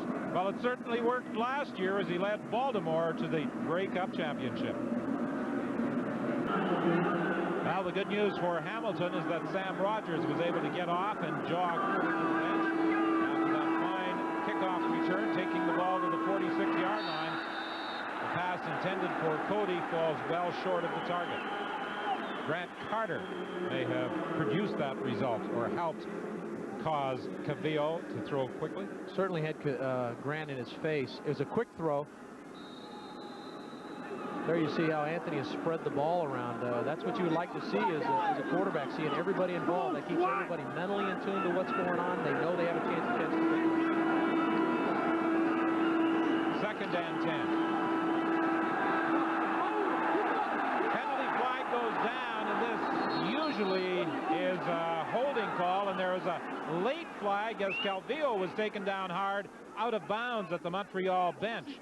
Bert Thornton, who went out of the game in the first half with a turf toe, is back in the lineup for Hamilton, but the concern right now has to be that Anthony Calvillo is getting up and favoring his leg, and Mike Kerrigan, who was pressed into duty last week against Toronto, may have to get himself ready over at the Hamilton bench. Well, this would be the worst scenario for Hamilton, is to have to lose Calvillo. Calvillo's had a good ball game to this point. He's done some good things with the football, and he understands Jenkins' offense. He's had a lot of time in it now. I don't think Mike has had the significant amount of time running the offense. It's such a read and break style of offense. You got to really be on the to have to use another cliche, you got to really be on the same page. You have to be on the same word as far as that goes to know what's going on in this offense. Very complicated. First down, Hamilton. Well, the holding call negated by the rough play infraction by the Montreal Alouettes, and that gives Hamilton a first down up at the 51-yard line. Well, Grant's an aggressive guy, but I'm sure that Coach Price would like to see him playing between the light white lines and not out there on the sideline. First and 10 as Calvillo operates from the shotgun. 3 receivers wide to the right. Calvillo's pass deflected at the line of scrimmage, and Carter may have atoned for that out-of-bounds hit by knocking the pass down. Zone coverage behind a 4-man rush by Montreal. And again, Carter and Payton are the guys that we talked about that were really going to put the pressure on. And he's getting his hands in the air. If you don't, a defensive lineman doesn't get the pressure on that he would like, a good one's going to get his hands in the air and bat the ball down. Difficult to throw the ball around those guys anyway, but when you got the hands in the air, it makes it even tougher. Now, Carter and Angelo Snipes shared the sack lead in the CFL, bringing down opposition quarterbacks 15 times each this year. Calvillo's under pressure from Payton, and down he goes. And there's also a penalty flag.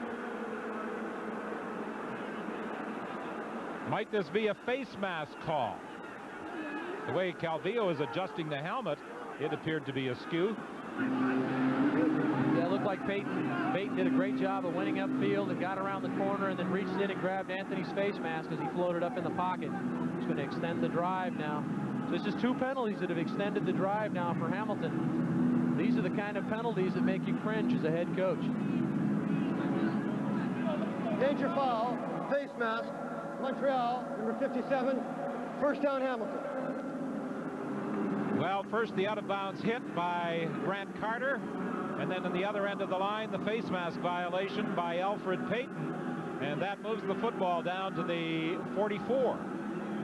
You see Payton will be coming in from the right side of the screen, gets a good upfield rush, and just reaches in and grabs the face mask, and it's lucky that Anthony's lucky he didn't get it hurt more than he probably feels right now. That's a bad situation to be put in. I had Payton fall on me 3 or 4 weeks ago. He's the kind of guy who gets in there behind you and can do some damage. From the shotgun, from the 44, first and 10. This is intercepted, picked off by Charles Gordon. There was a miscommunication, obviously, between Earl Winfield and Anthony Calvillo as to the pattern, because the only man in the vicinity of where the ball was thrown was defensive back Charles Gordon, who comes up with the pick.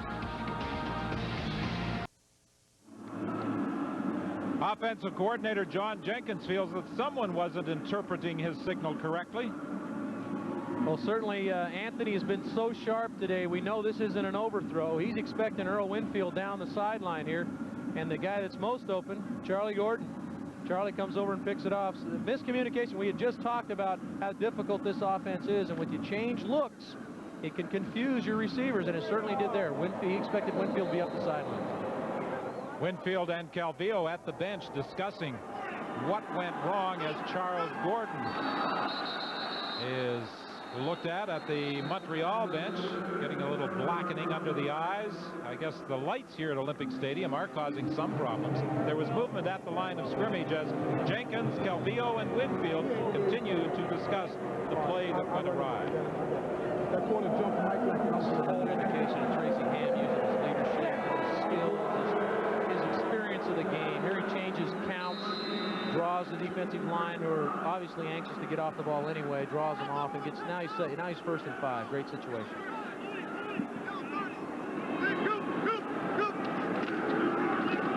And off to Rush. Rush trying to go wide, and Montfort showing excellent pursuit ability once again to bring him down. Well, this is why Coach Southern wants him in the game, and he's made a lot of plays athletically, just like this one. Tyrone Rush, we all have seen what he's been able to do here did in the first half, and certainly wants to continue in the second half. But Montfort just shadow him along the line of scrimmage, takes on the block there at Dixon, plays off the block, and here's the athletic ability. And this is why this guy's on the field. Seek and destroy is all he's got in his mind. Passing situation, an extra defensive back goes in, and Tracy Ham runs into some difficulty, but is able to bounce away. And this is where he's most dangerous. He spins away from Darrell Sampson and then goes out of bounds up at the 54. A 29-yard run for Tracy Ham. You know, I think I had the best description of Ham from a football coach in the CFL, saying that when he first came into the league, Tracy Ham, when he dropped back, thought run almost immediately if his initial and primary receiver was covered. Now, that's not the case. He can throw on the run, but if he does get outside, he'll beat you with his running ability. I truly believe that's the MVP of the league right there. Now, he didn't get the votes, but I truly believe he was the MVP of the league this year. 1st First and 10, the toss to Tyrone Rush, and Gerhardt brings him down, but not before a pickup of 7. Just come back and pound the run. Tracy's doing such a good job of mixing things up. Play action pass, drop back, running the football weak, running the football strong, trying to keep Hamilton off balance. And he's keeping him in great situations, second and medium situations. When I say medium, I'm talking about 3 to 6 situations. A lot of things you can do in those situations. Well, Calvillo has yet to complete a pass in the second half, while Tracy Ham has been throwing with accuracy. And he continues to do so to Chris Armstrong, the man who has scored the game's lone touchdown. This is a route that Tracy's used the whole game. It's been a clearing route by Climby. Climby will clear through, and Chris Armstrong is going to hook behind Climby. There's Climby clearing through. Armstrong comes in, finds a little hole, and hooks up. And Ham is just reading it and making a good throw, good strong throw, and Chris gets the first down. From the 43 with 6:55 remaining in the third quarter.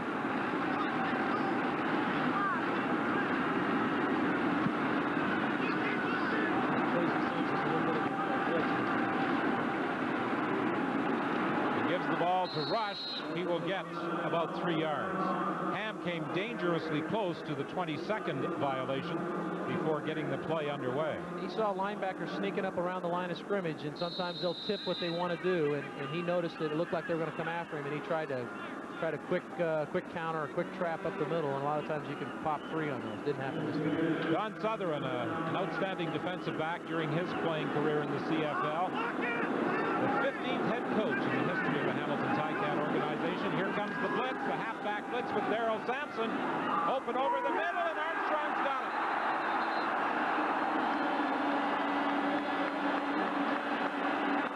All the credit goes there to the running backs and offensive line to give Ham a chance to throw the ball. They're bringing the free safety and a couple of the linebackers here. All Armstrong is going to do is going to drag underneath. Rogers has got him man coverage all over the field. Makes a nice catch on a ball up high. Ham does a great job of standing in there and waiting for Armstrong to clear so he can put the ball on him. Well, the free safety, Darrell Sampson, was coming on a blitz, and Ham was able to take advantage of it. First and 10. The ball is at the 24-yard line. Ham tried to dump it off to Tyrone Rush, who slipped as he was attempting to cut upfield. 5:26 remains in the third quarter. 14-4, Montreal leads. This is a rarity. They're huddling up. These two teams seem like they're allergic to the huddle.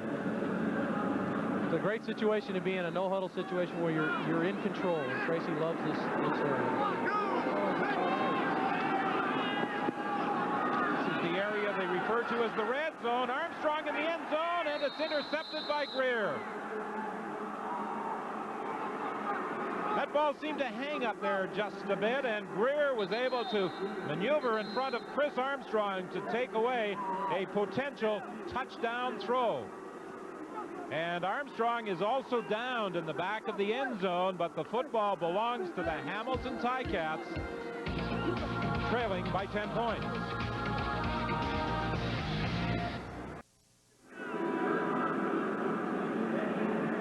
As we see the injured Chris Armstrong being assisted to the Montreal bench, David Archer is a quarterback. I know you're going to defend one of your confreres on this pass pattern. Well, Tracy never gets an indication of when to let the ball go. Chris just rolls out of his route, and Sam's got pretty good coverage on him. The ball ends up being late because he doesn't get an indicator of when to turn it loose, so the ball's short and late, and Sam makes a play. Pass complete to Cody, and Cody has a first down.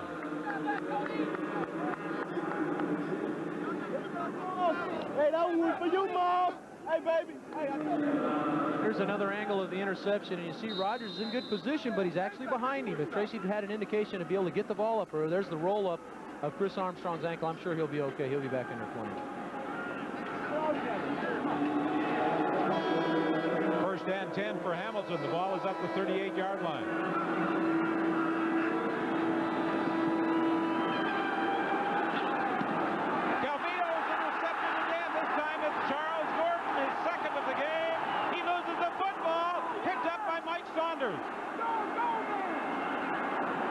And alert Mike Saunders grabbed the football. Charles Gordon looked as though he may be heading for the end zone, lost control of the ball with his second interception, but Calvillo gets up, favoring his right arm and elbow once again. Well, Matt Cody's on a curl route right here. Charles Gordon's behind him.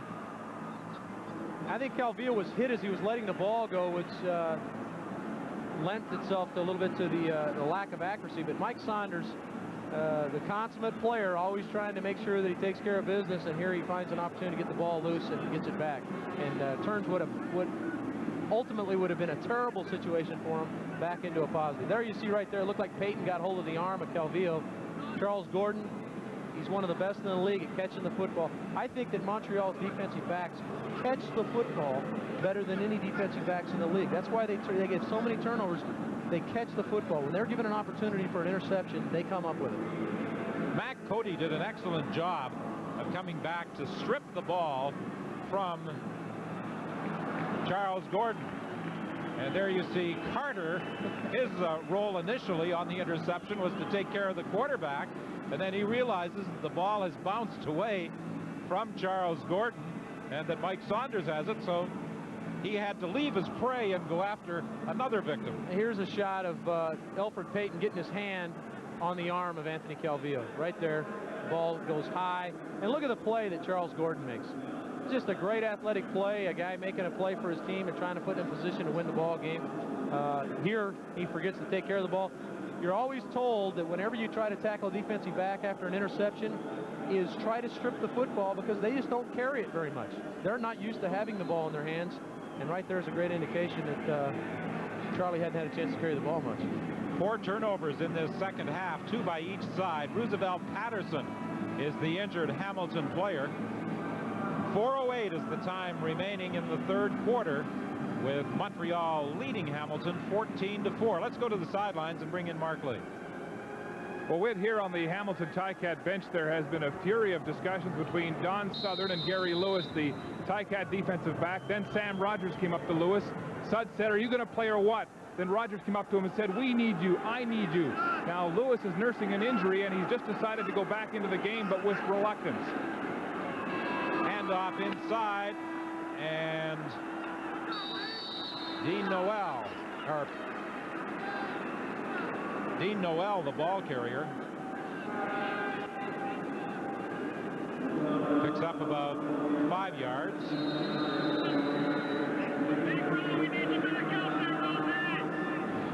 Actually, they say it's a 4-yard pickup. Make it 2nd and 6 for Hamilton.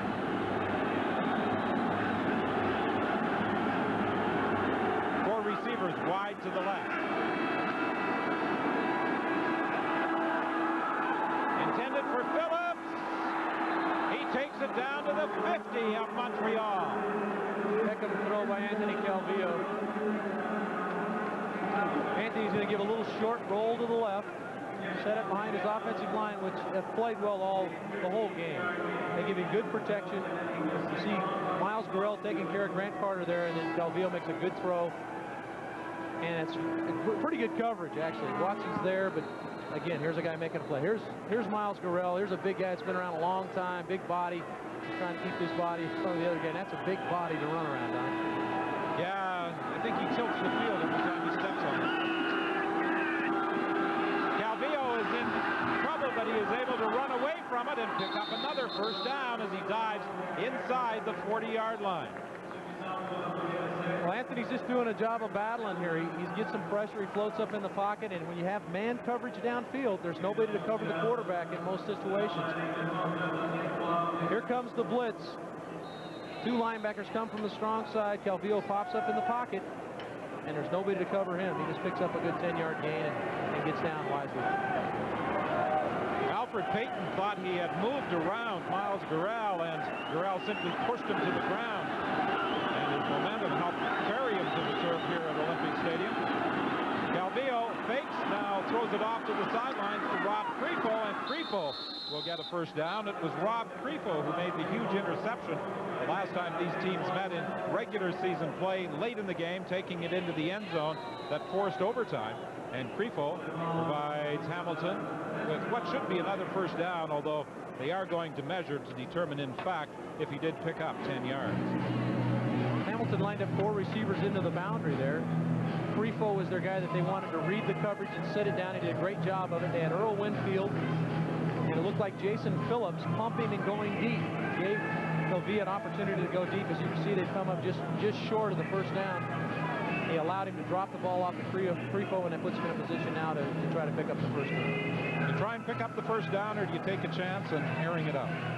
I like taking a shot here. I think you can pick up 5 inches. You hope you can pick up 5 inches. Take a shot here. Make them defend the field. Miles Gurrell in at an offensive tackle position in place of the injured Roosevelt Patterson. Gurrell, 321 CFL games.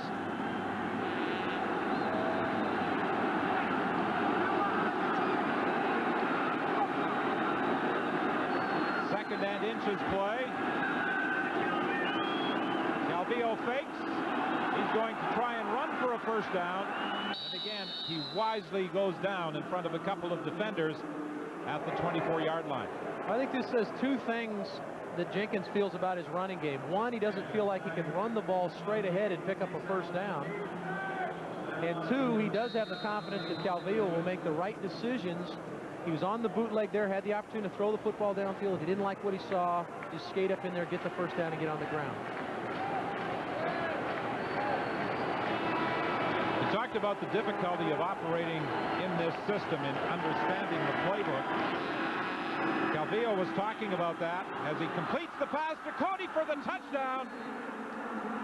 And the Hamilton Ticats are right back in it. But Calvillo was saying it's so important to take reps in practice during the week and getting ready for a game under the Jenkins run-and-shoot offense. He says there's so many options that the receivers have, that he has, and they have to be so coordinated to make things happen. Here's coordination happening at its finest. Cody breaks inside. Mike Saunders is the number 3 receiver to the short side, breaks out. He reads it, puts it on Cody, and this is what Cody's been able to do down in the red zone all year long. Make somebody miss, and this is one of the best. Charles Gordon slips, and Cody's going to score. A 24-yard touchdown toss. Anthony Calvillo to Mac Cody. And the Hamilton Ticats have an opportunity to close within 3 as Paul Osbaldiston adds the extra point.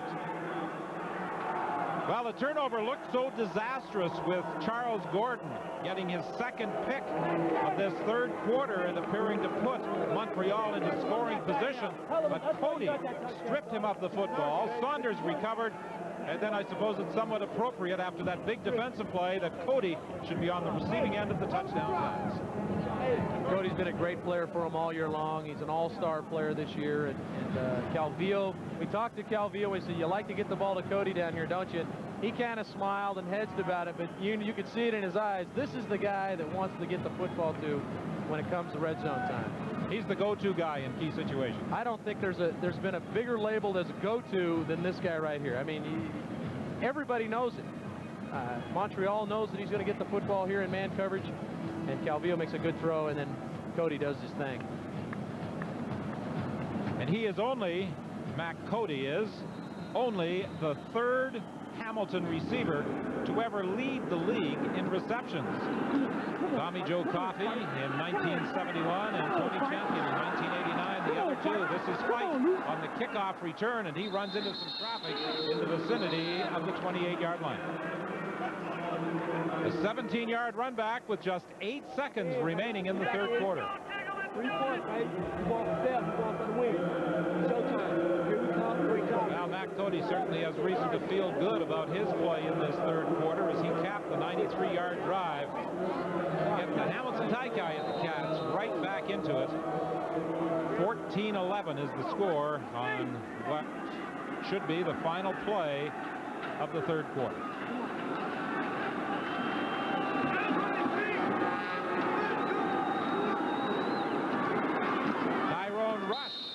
Has been rushing well throughout this entire football game, and he picks up 7 before he's brought down on the final play of quarter 3 with Bob Price's team hanging on to a 3-point lead.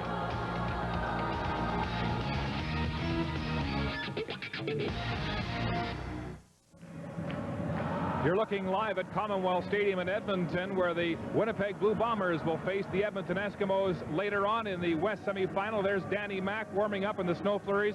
And you know he likes this weather because it was 2 years ago in the West final that he upset Calgary at the helm of the BC Lions.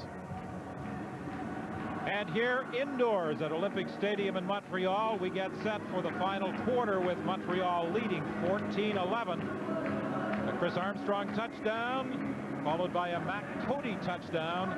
The only two majors in this game, both in the third quarter. Statistically, not much to choose in net yards between these two teams. Pretty much what you expected, Don. Running game of Hamilton, or running game of Montreal, throwing game of Hamilton. A pitch to Tyrone Rush, and he should have the first down.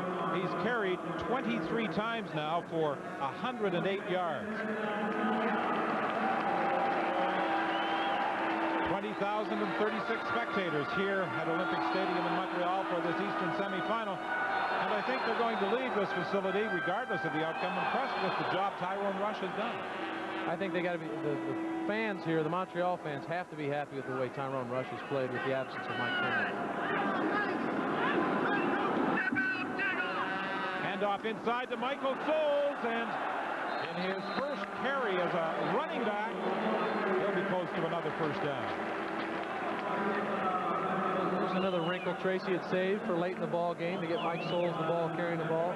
A lot of times you see him catching the football out of the backfield, but he is a good running back. Did a lot of good things in his career with Edmonton, and now here's his opportunity to contribute on the ground. He and his wife are expecting a child very soon. He hopes that it will happen before a Grey Cup appearance. He's one of the class acts of the league, too. Mike Souls, good man. He's a broker here in Montreal, but he didn't have any hot investment tips for us yesterday.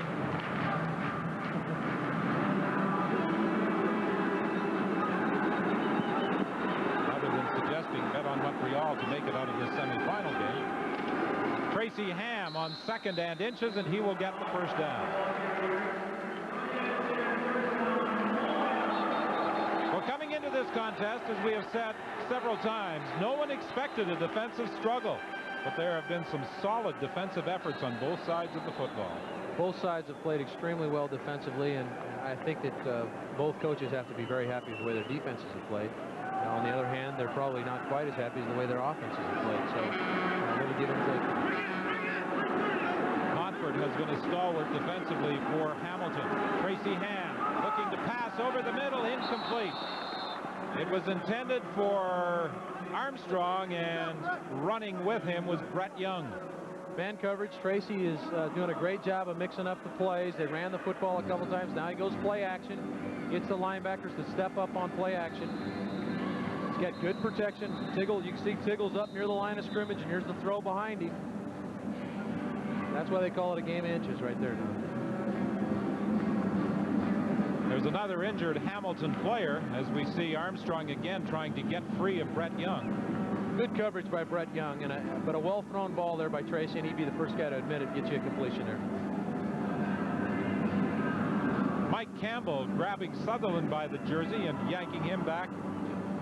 He's the type of player that can really throw offensive linemen off their game, isn't he?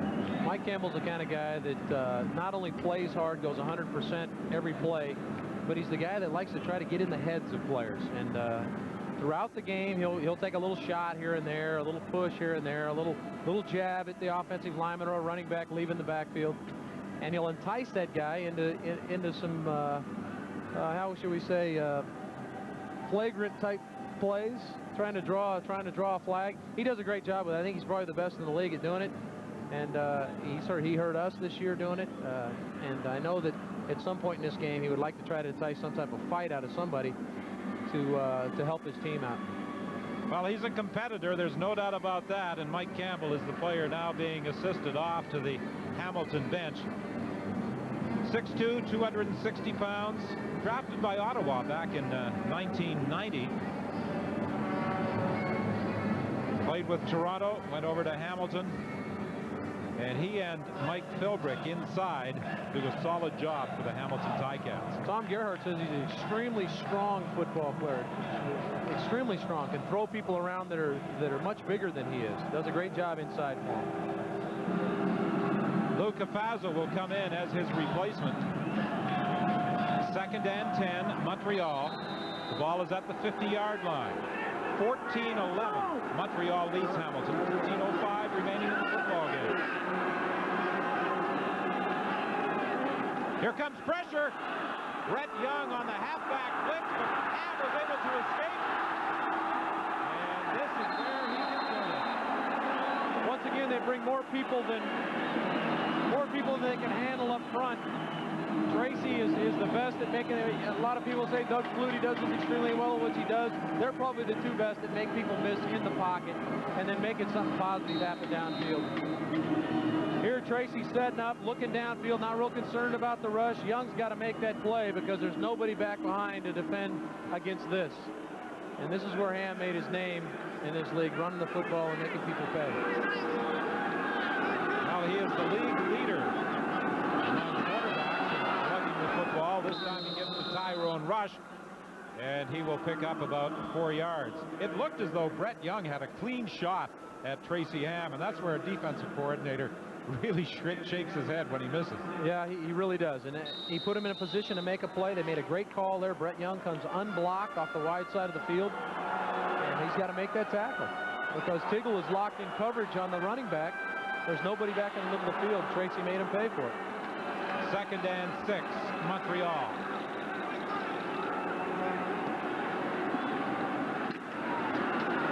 Ham throws into the end zone. Touchdown, Montana. It looked initially as though he might have been looking for Chris Armstrong. He definitely was looking for Chris Armstrong, and Montana breaks inside and catches the football.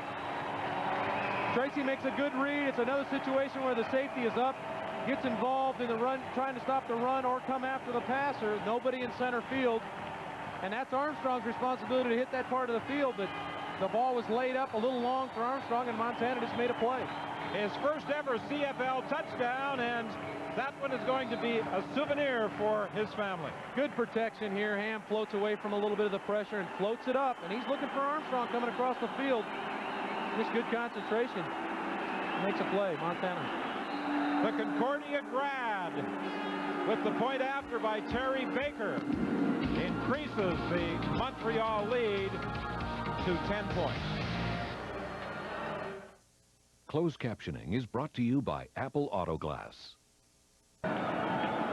Well, the first ever professional touchdown for Dennis Montana will long be remembered by his mother, as she was given the football by the Concordia graduate, a '96 draft pick of the Montreal Alouettes. Rightly so. She gave him the opportunity to be here. She deserves the football. But as you pointed out, I don't really think Montana was the target on that Tracy Ham pass. I don't think so. I think we're going to get a chance to look at it after the kickoff. On the kickoff return, this is Rogers. He ran into one of his own men and is down at the 15-yard line. A 16-yard return. Here's a touchdown from Ham to Montana. Ham floats the ball. He's looking downfield for Armstrong, and it just floats into Montana's hands. He gets over and makes the play. See, they're playing man coverage, and they're coming after. There's the safety, number 33. Tracy reacts the way you would normally react if the ball's overthrown. A lot of times when you're overthrown, you jump in the air like that to try to get the ball down. That's body language.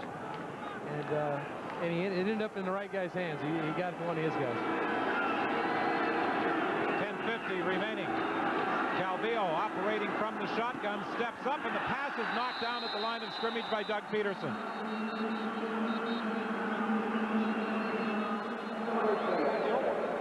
You score a touchdown, you got to get re-chalked. So you get a touchdown pass, and you do all that celebrating, and the chalk gets all rubbed off your face. You go over and re-chalk it after the next series. 8 plays, 82 yards, and Montreal in that drive, 4 for 4 on second down conversions. including the 29-yard run by Tracy Ham. And his mother is still talking about her son's first ever CFL touchdown. She's explaining there how she designed that play.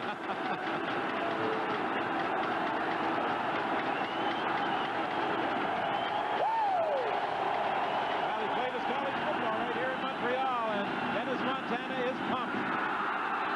Deflected, very nearly intercepted. Courtney Griffin got his hand on the football. Anthony Drawhorn and Doug Kraft were trying to close on the deflection. Well, there's a classic situation there, Don, of being in a second and long situation. Quarterbacks can't stand to be in that situation because it dictates that you have to really throw the football downfield. And they're playing zone coverage, and here he actually forces the ball into coverage. Ball should have been picked off. But it falls harmlessly to the ground, and now they'll have to punt it out of there. Well, this is the first punt of the second half. And Osbaldiston has it bounce towards the sidelines, but Fight is able to pick it up. However, he can't go anywhere as Lee Knight was the first man downfield. A 41-yard kick, a 3-yard return with 10:14 left in the game. The Montreal Alouettes will scrimmage first and 10 from their own 52, leading by 10 points. Mike Campbell was shaken up a few plays back, but he is returning to the lineup of the Hamilton Ticats, taking up his position inside, along with Mike Philbrick. Jesse Small, Gonzalo Floyd, the two rush ends.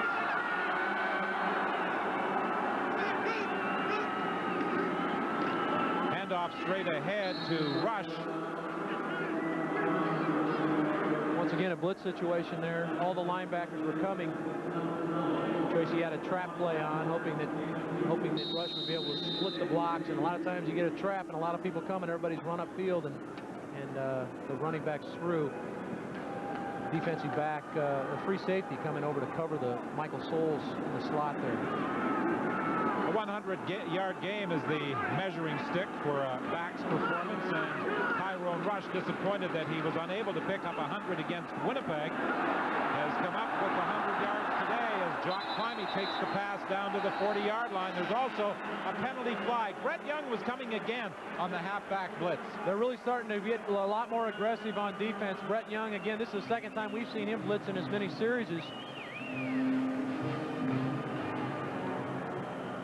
Here's Jock Climbey, 1,200-yard receiver this year, just reads that he's open, sits down, makes a great job of catching the football. And now look at him making a miss. This is what Climbey did such a great job of. First down, Montreal.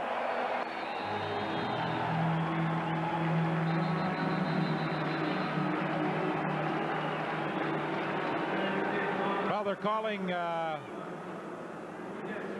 Hamilton for a late hit on Tracy Ham, and that improves the field position of the Alouettes, taking the ball to the 25. 9:10 is the time remaining. Ham surveys the defense. He has two receivers wide to the right. Now three go out in that direction. Handoff straight ahead to Rush, and he gets a hold, taking the ball down to about the 16-yard line. They're just pounding them up front. They've spent Hamilton's defense has spent a significant amount of time on the field this half, and when you have to stop the run, it begins to wear on you. Let's watch the big guys come off the ball up front. Look at him driving back into. Look at his Tiggle's being driven back by his own people, and that's the offensive line driving the first level of the defensive line into the next level of linebackers. And Rush is just picking it going. Second and 2, and Rush is running again for another first down for Hamilton as he crashes through to the 10-yard stripe. Once he gets his hands on the ball, he's got great acceleration. He really does. He does a great job of setting up the blocks and being patient with the run, but once he sees that he does hit it extremely hard. Mark Dixon had Calvin Tiggle on skates there. He was about 6 or 7 yards back, and Dixon was continuing to drive him off the ball. I think that you're starting to get a little fatigue come in. And guess who's in the middle of that little skirmish? There he is. Those are the kind of he realizes that his team needs something, and he's going to try to do everything he can to help it out. He and Neil Fort continue to jaw away at each other. Fort, 6'7", 310 pounds. Campbell gives away at least 50 pounds in that matchup.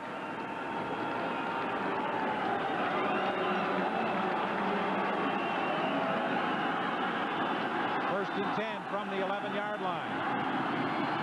It's been all rush. He loses the football, and Hamilton has got it. Mike Philbrick comes up with it. Inside the 5-yard line, Tyrone Rush lost the football. 7:32 is the time remaining. 21-11. Montreal leads. Well, nothing will snuff out a drive quicker than turning the football over. This was maybe a nail in the coffin right here, this drive. Rush has the ball cleanly off of the handoff, and defenders are always trying to strip the football out, and they get it out here. Philbrick comes up with a recovery and keeps his team alive in this ball game. Well, Hamilton has to travel 107 yards as Tyrone Rush is consoled over at the Montreal bench. He's unhappy with the fact he lost the football, but he has been a major contributor this afternoon in the 21-11 lead they enjoy, even though he hasn't put it in the end zone. Three receivers, Hamilton to either side of the field. Calvillo operating from the shotgun. He finds Saunders on the sideline. Saunders will be close to a first down. Got a late flag there too, Don. Maybe been a late hit. See Alfred Payton out there. He may have been flying in trying to make something happen. Hi, Sharon. Hi, everyone. It's really having a shower. Philbrick with the recovery. He had a nice year this year. We had some problems blocking him this year in Ottawa. He's a solid player. He and Campbell really get under your skin though on the inside. They do a great job of that. Coach Southern was saying that Philbrick may have been his most consistent performer all season. You love guys like that because they come to play every snap of every game, and they're going to give you every effort they got. When he picked up that fumble, he looked like he was trying to get a block and go 107 with it. That would have been an interesting foot race. The penalty brings the ball out to the 28-yard line. And now Calvillo has some room in which to work. 4 receivers left this time. And Calvillo dumps it off to Rob Creefo. He's unable to tiptoe down the sidelines, out of bounds with a pickup of about 3. Well, that time there was a whole bunch of coverage fell off here. They dropped 9 people into coverage and only rushed 3. And a lot of times when you're only rushing 3 people, you're going to get double teamed up front. And they're able to. Here's Grant Carter coming from the outside. Makes a nice swim move. But there's the guy to help him out. That's what happens on a 3-man rush. You can help each other out. 4 receivers to the right this time. Calvillo faked as though he was going that direction, runs for another first down. And again, he slides into the 45-yard line in front of Paul Randolph. Playing a lot of zone behind a 3- and 4-man rush. And Anthony's doing a good job of taking care of the ball at this point. No panic in him. He knows there's a lot of time left. He's throwing the ball underneath, and when he has an opportunity to run, he's skating up in there and getting good yardage for him. 6:21 is the time remaining with the clock running here at Olympic Stadium. Montreal leading by 10 points. Hamilton with the football. Calvillo on first down. Has time. Looks for Creefo, incomplete. Had good protection there. It looked like he wanted to try to get the ball downfield, but again, they're playing so far off. He's got to take that throw right now to Rob Creefo. I think Rob expected the ball a little sooner than he got it. Certainly needs to make this catch to allow Calvillo to stay in a short yardage situation. Ball was tipped right there by Alfred Payton. Again, Grant Carter getting double teamed. He sees a lot of that. He's seen a lot of that in his career. On second down, Calvillo makes the completion, and coming up with the football, the most reliable receiver in key situations, Matt Cody. Same route Matt ran to score the touchdown in the third quarter. Here he just breaks inside against man coverage and Charles Gordon. Watch Cody read the man coverage, breaks underneath right there. Charles is too far off, and Cody picks up the first down. This drive started back at the 3-yard line. It's 1st and 10 from the 53 now of Montreal. 5:24 remaining. Calvillo going deep for Phillips. In traffic, he was unable to make the catch. Spencer McLennan, the safety, came over to help Anthony Drawhorn. Anthony's got to stay patient. He has Crefo underneath. They're playing zone coverage, and they're trying to entice him to throw the football downfield. Jason Phillips is not open on this play.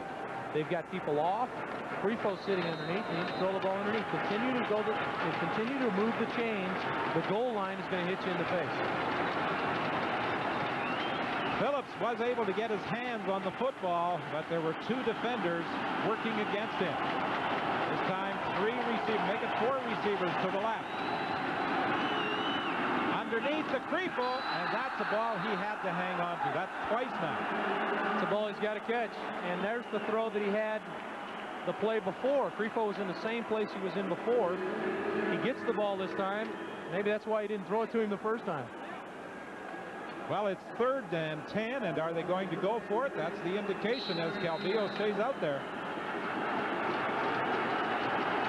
This might be an indication that Coach Southern is saying that I don't think we can stop the run. We're really tired on defense, and we're going to roll the dice right here. Well, this could be the ball game right here. Calvillo is intercepted, and this should be the ball game as Ken Watson comes up with the ball.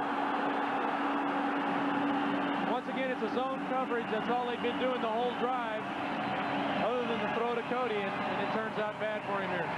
Watson added to the roster because of his coverage ability. He makes the interception that might send Montreal to the Eastern Final.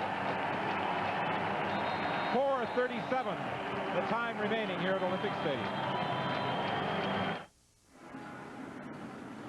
Calvillo is intercepted for the 3rd time. He and Winfield were obviously not on the same page, and this was a heated exchange at the Hamilton bench. Mark, what took place down there? Whit, I can tell you that Earl Winfield was shouting in Calvillo's face, he's got to read. He's got to make the right read. And you'll recall in the 3rd quarter, it was Earl Winfield who broke the pattern off early when Charles Gordon made the interception. So perhaps the frustration now coming to a head with 4:32 to play. Montreal in front, 21-11. Ken Watson with the interception. Charles Gordon has had 2. Don Sutherland spoke about turnovers and how he would like to see his team eliminate them in this game, but second half turnovers have certainly proven costly. Tyrone Rush, the ball carrier. There's a guy that won't quit on you, Tom Gerhardt. He's a guy that's knifed in there and made a real nice play there to slice in and cut Tyrone. We were talking about moms. Montana caught a touchdown pass and gave the ball to his mom. Tom Gerhardt, in a difficult situation with his mother battling cancer, called him up during the week and said, hey, I want you to go to Montreal and kick their butts. And so a lot of inspiration from Tom's mother. Tracy Ham on 2nd down. Incomplete. It was intended for Armstrong, and Brett Young was there defending along with Don Robinson and the safety Darrell Sampson. Tom Gerhardt's brother is also involved this weekend. His mother encouraging both of her sons to participate in their favorite sports. Gerhardt, a linebacker with Hamilton, and his brother, a race car driver down in Atlanta this weekend. That's right, Don. He drives on the ARCA circuit, and he's down in Atlanta for the final race of the season. And so these 2 guys are competitors in their own rights in different fields, but I think they draw strength certainly from their mother. 3:33 remaining. 2 and out for Montreal as Hamilton will get the ball back.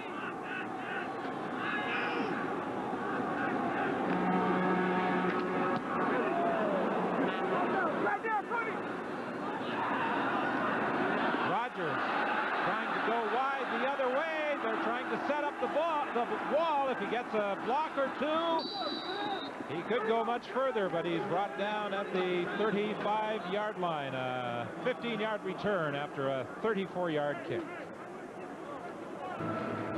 Well, Anthony Calvillo has calmed down as he returns to the field to direct the Ticat offense, and that was a good sign there. You saw Winfield and Calvillo slap hands as they went into the huddle. Well, Earl's a pro, and Earl's got to be a guy that's going to factor in these final 3 minutes for them to win the ball game. And Anthony's got to be the guy that leads this thing. He's got to keep his wits about him.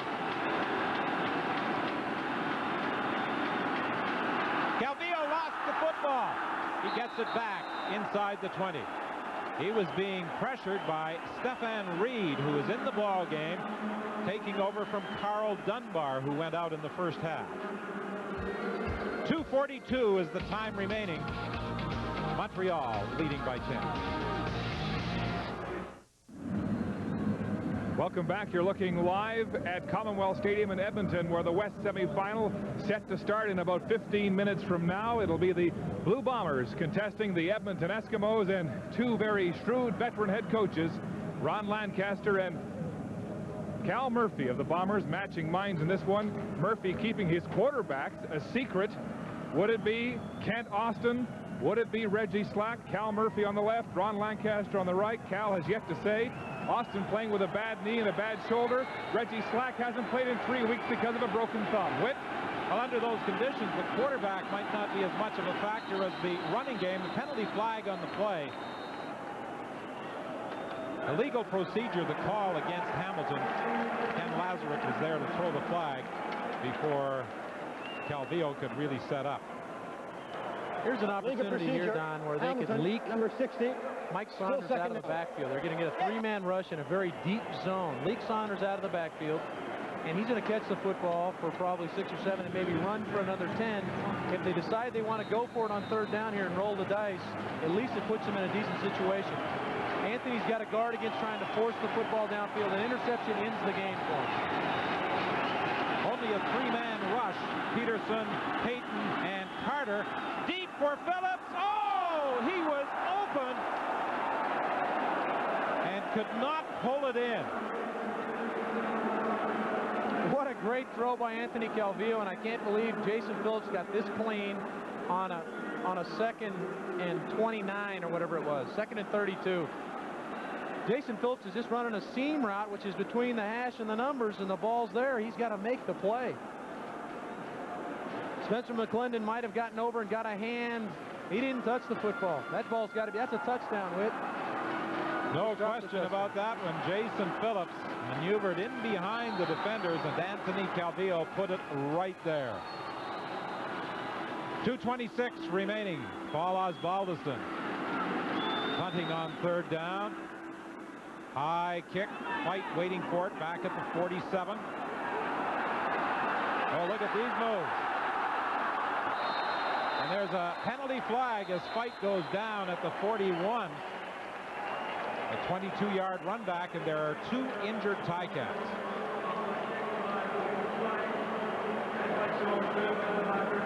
Boy, oh boy, what a finish this could have been had Jason Phillips been able to squeeze the throw.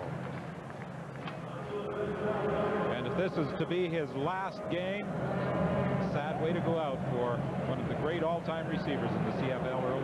What a brilliant career, though. Boy, I've seen this guy make so many plays. I think everybody across the CFL that enjoys watching the game has to feel for that guy right there, because he's made so many plays in his career that the CFL is going to lose a great one. 544 career catches, 73 touchdowns as a pass receiver, 11 as a punt returner, another one as a kickoff returner.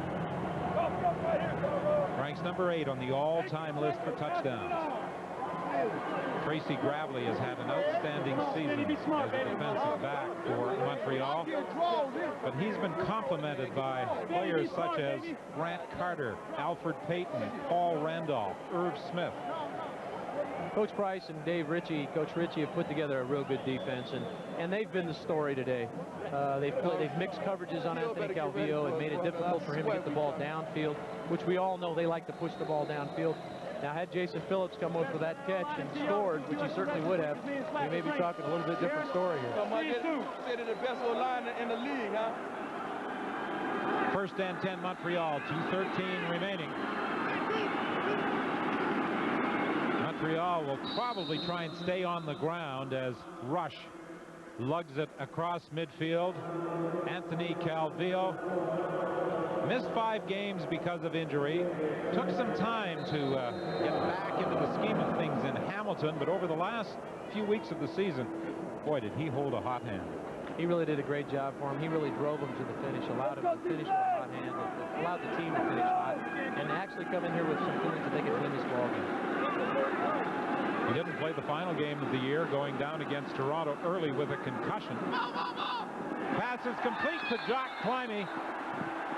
And with 1:45 remaining, Montreal is in excellent position to really take a lot of time off the clock. Matt Cody scored, Hamilton's lone touchdown, capping a big drive in the third quarter. But it is not going to be enough on this semifinal Sunday against Montreal. It's a situation where the defense needs to come up with a stop, force them kick the field goal. That offense we just saw, Jason Phillips gets behind a zone coverage, which could have been a touchdown. They have quick strike capabilities. This game is far from over, but the defense needs to come up with a big stop right here, allow their offense to get back on the field.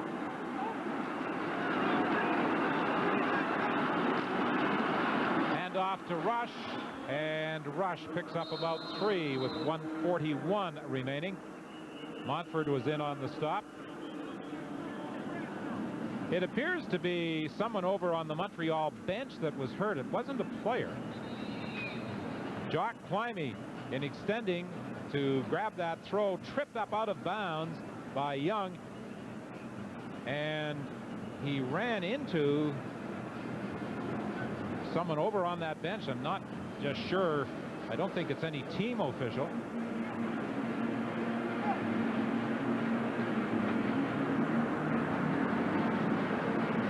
It appears to be a journalist from Montreal, Ted Blackman, I believe.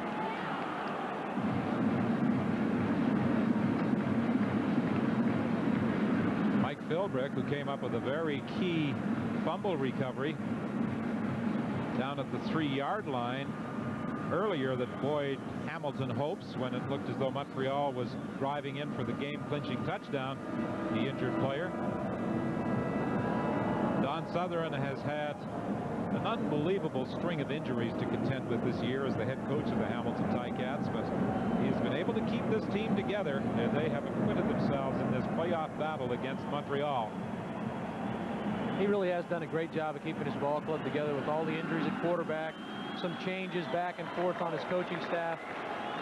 He's to be credited, as his players are, for being here and playing as hard as they have all year long. 2nd and 8 for Montreal. Tracy Ham is going to use up as much of the 20-second clock as possible before calling this play. He takes it right down to 2 seconds. The inside shovel pass to Rush, and Gonzalo Floyd was ready for it. Well, Tracy didn't execute that one very well, and he knows it. He should have strung it out a little bit further, tried to draw the defender to him and pitch it inside. The guy that's really made a living doing that this year has been Doug Flutie, and those guys are going to be on display next weekend. Pinball Clemens and Robert Drummond, they've done a great job with playing the game there. Hey, all our fans all down there that watched the CFL for a couple years, we'll be back.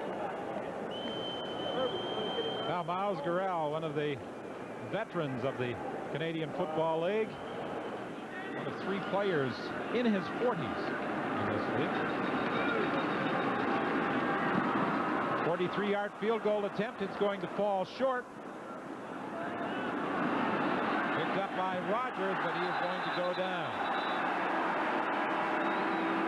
I think he was trying to run out of the end zone, and I'm not so sure that was a great decision on his part.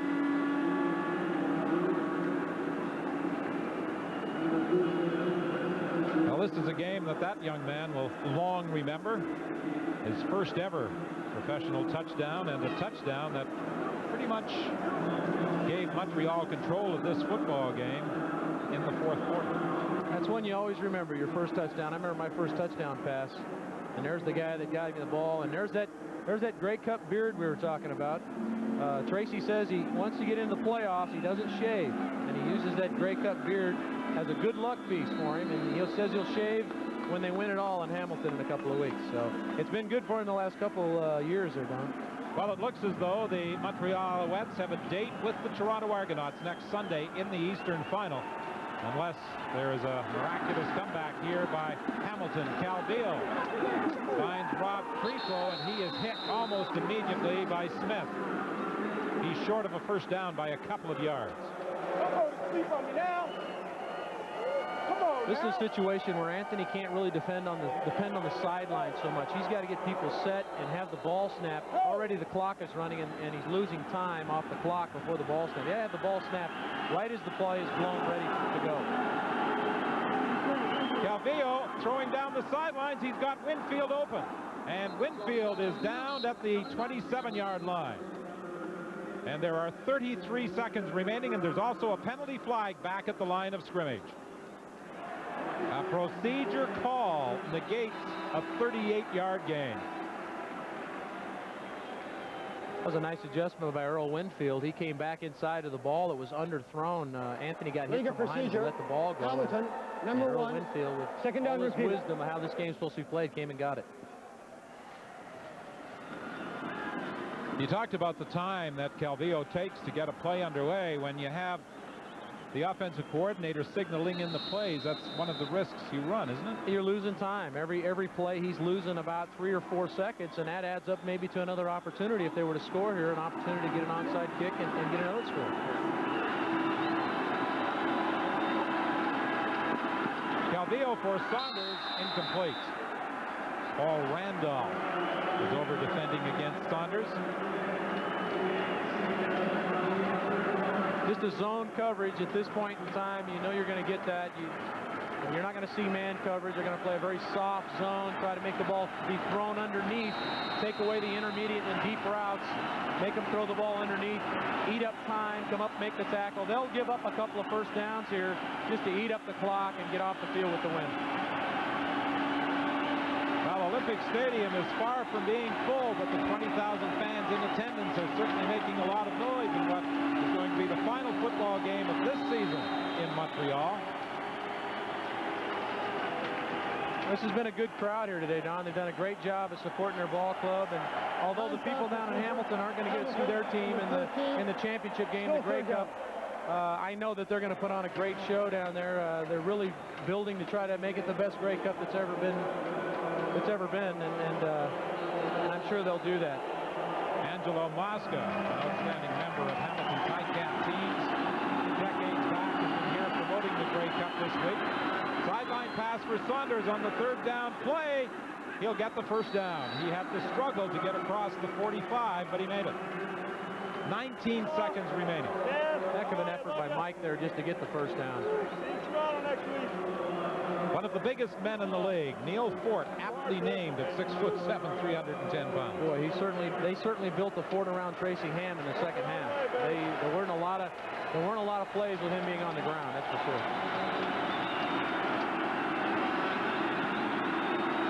Calvillo throwing deep down the sidelines for Thornton, and it's intercepted. Anthony Drawhorn comes up with the football with 7 seconds remaining. And he can continue running with that football to Toronto, because that's where Montreal will be playing next Sunday. Well, Anthony knew he had to get the ball downfield, and Drawhorn comes over the top and just makes the play. So we're going to see Toronto, Montreal.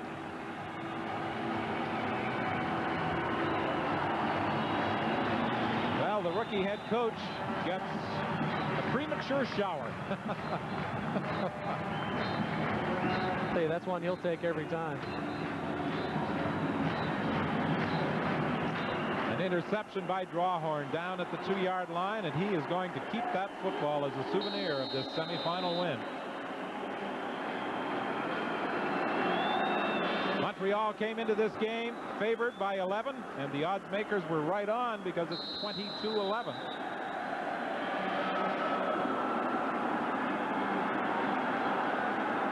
A solid defensive battle in the first half of this football game.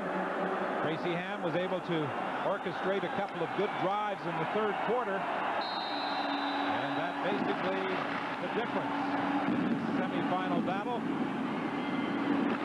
Dennis Montana had one of the touchdowns, and Bob Price will see his team move indoors again next Sunday in Toronto to take on the Argos in the Eastern Final.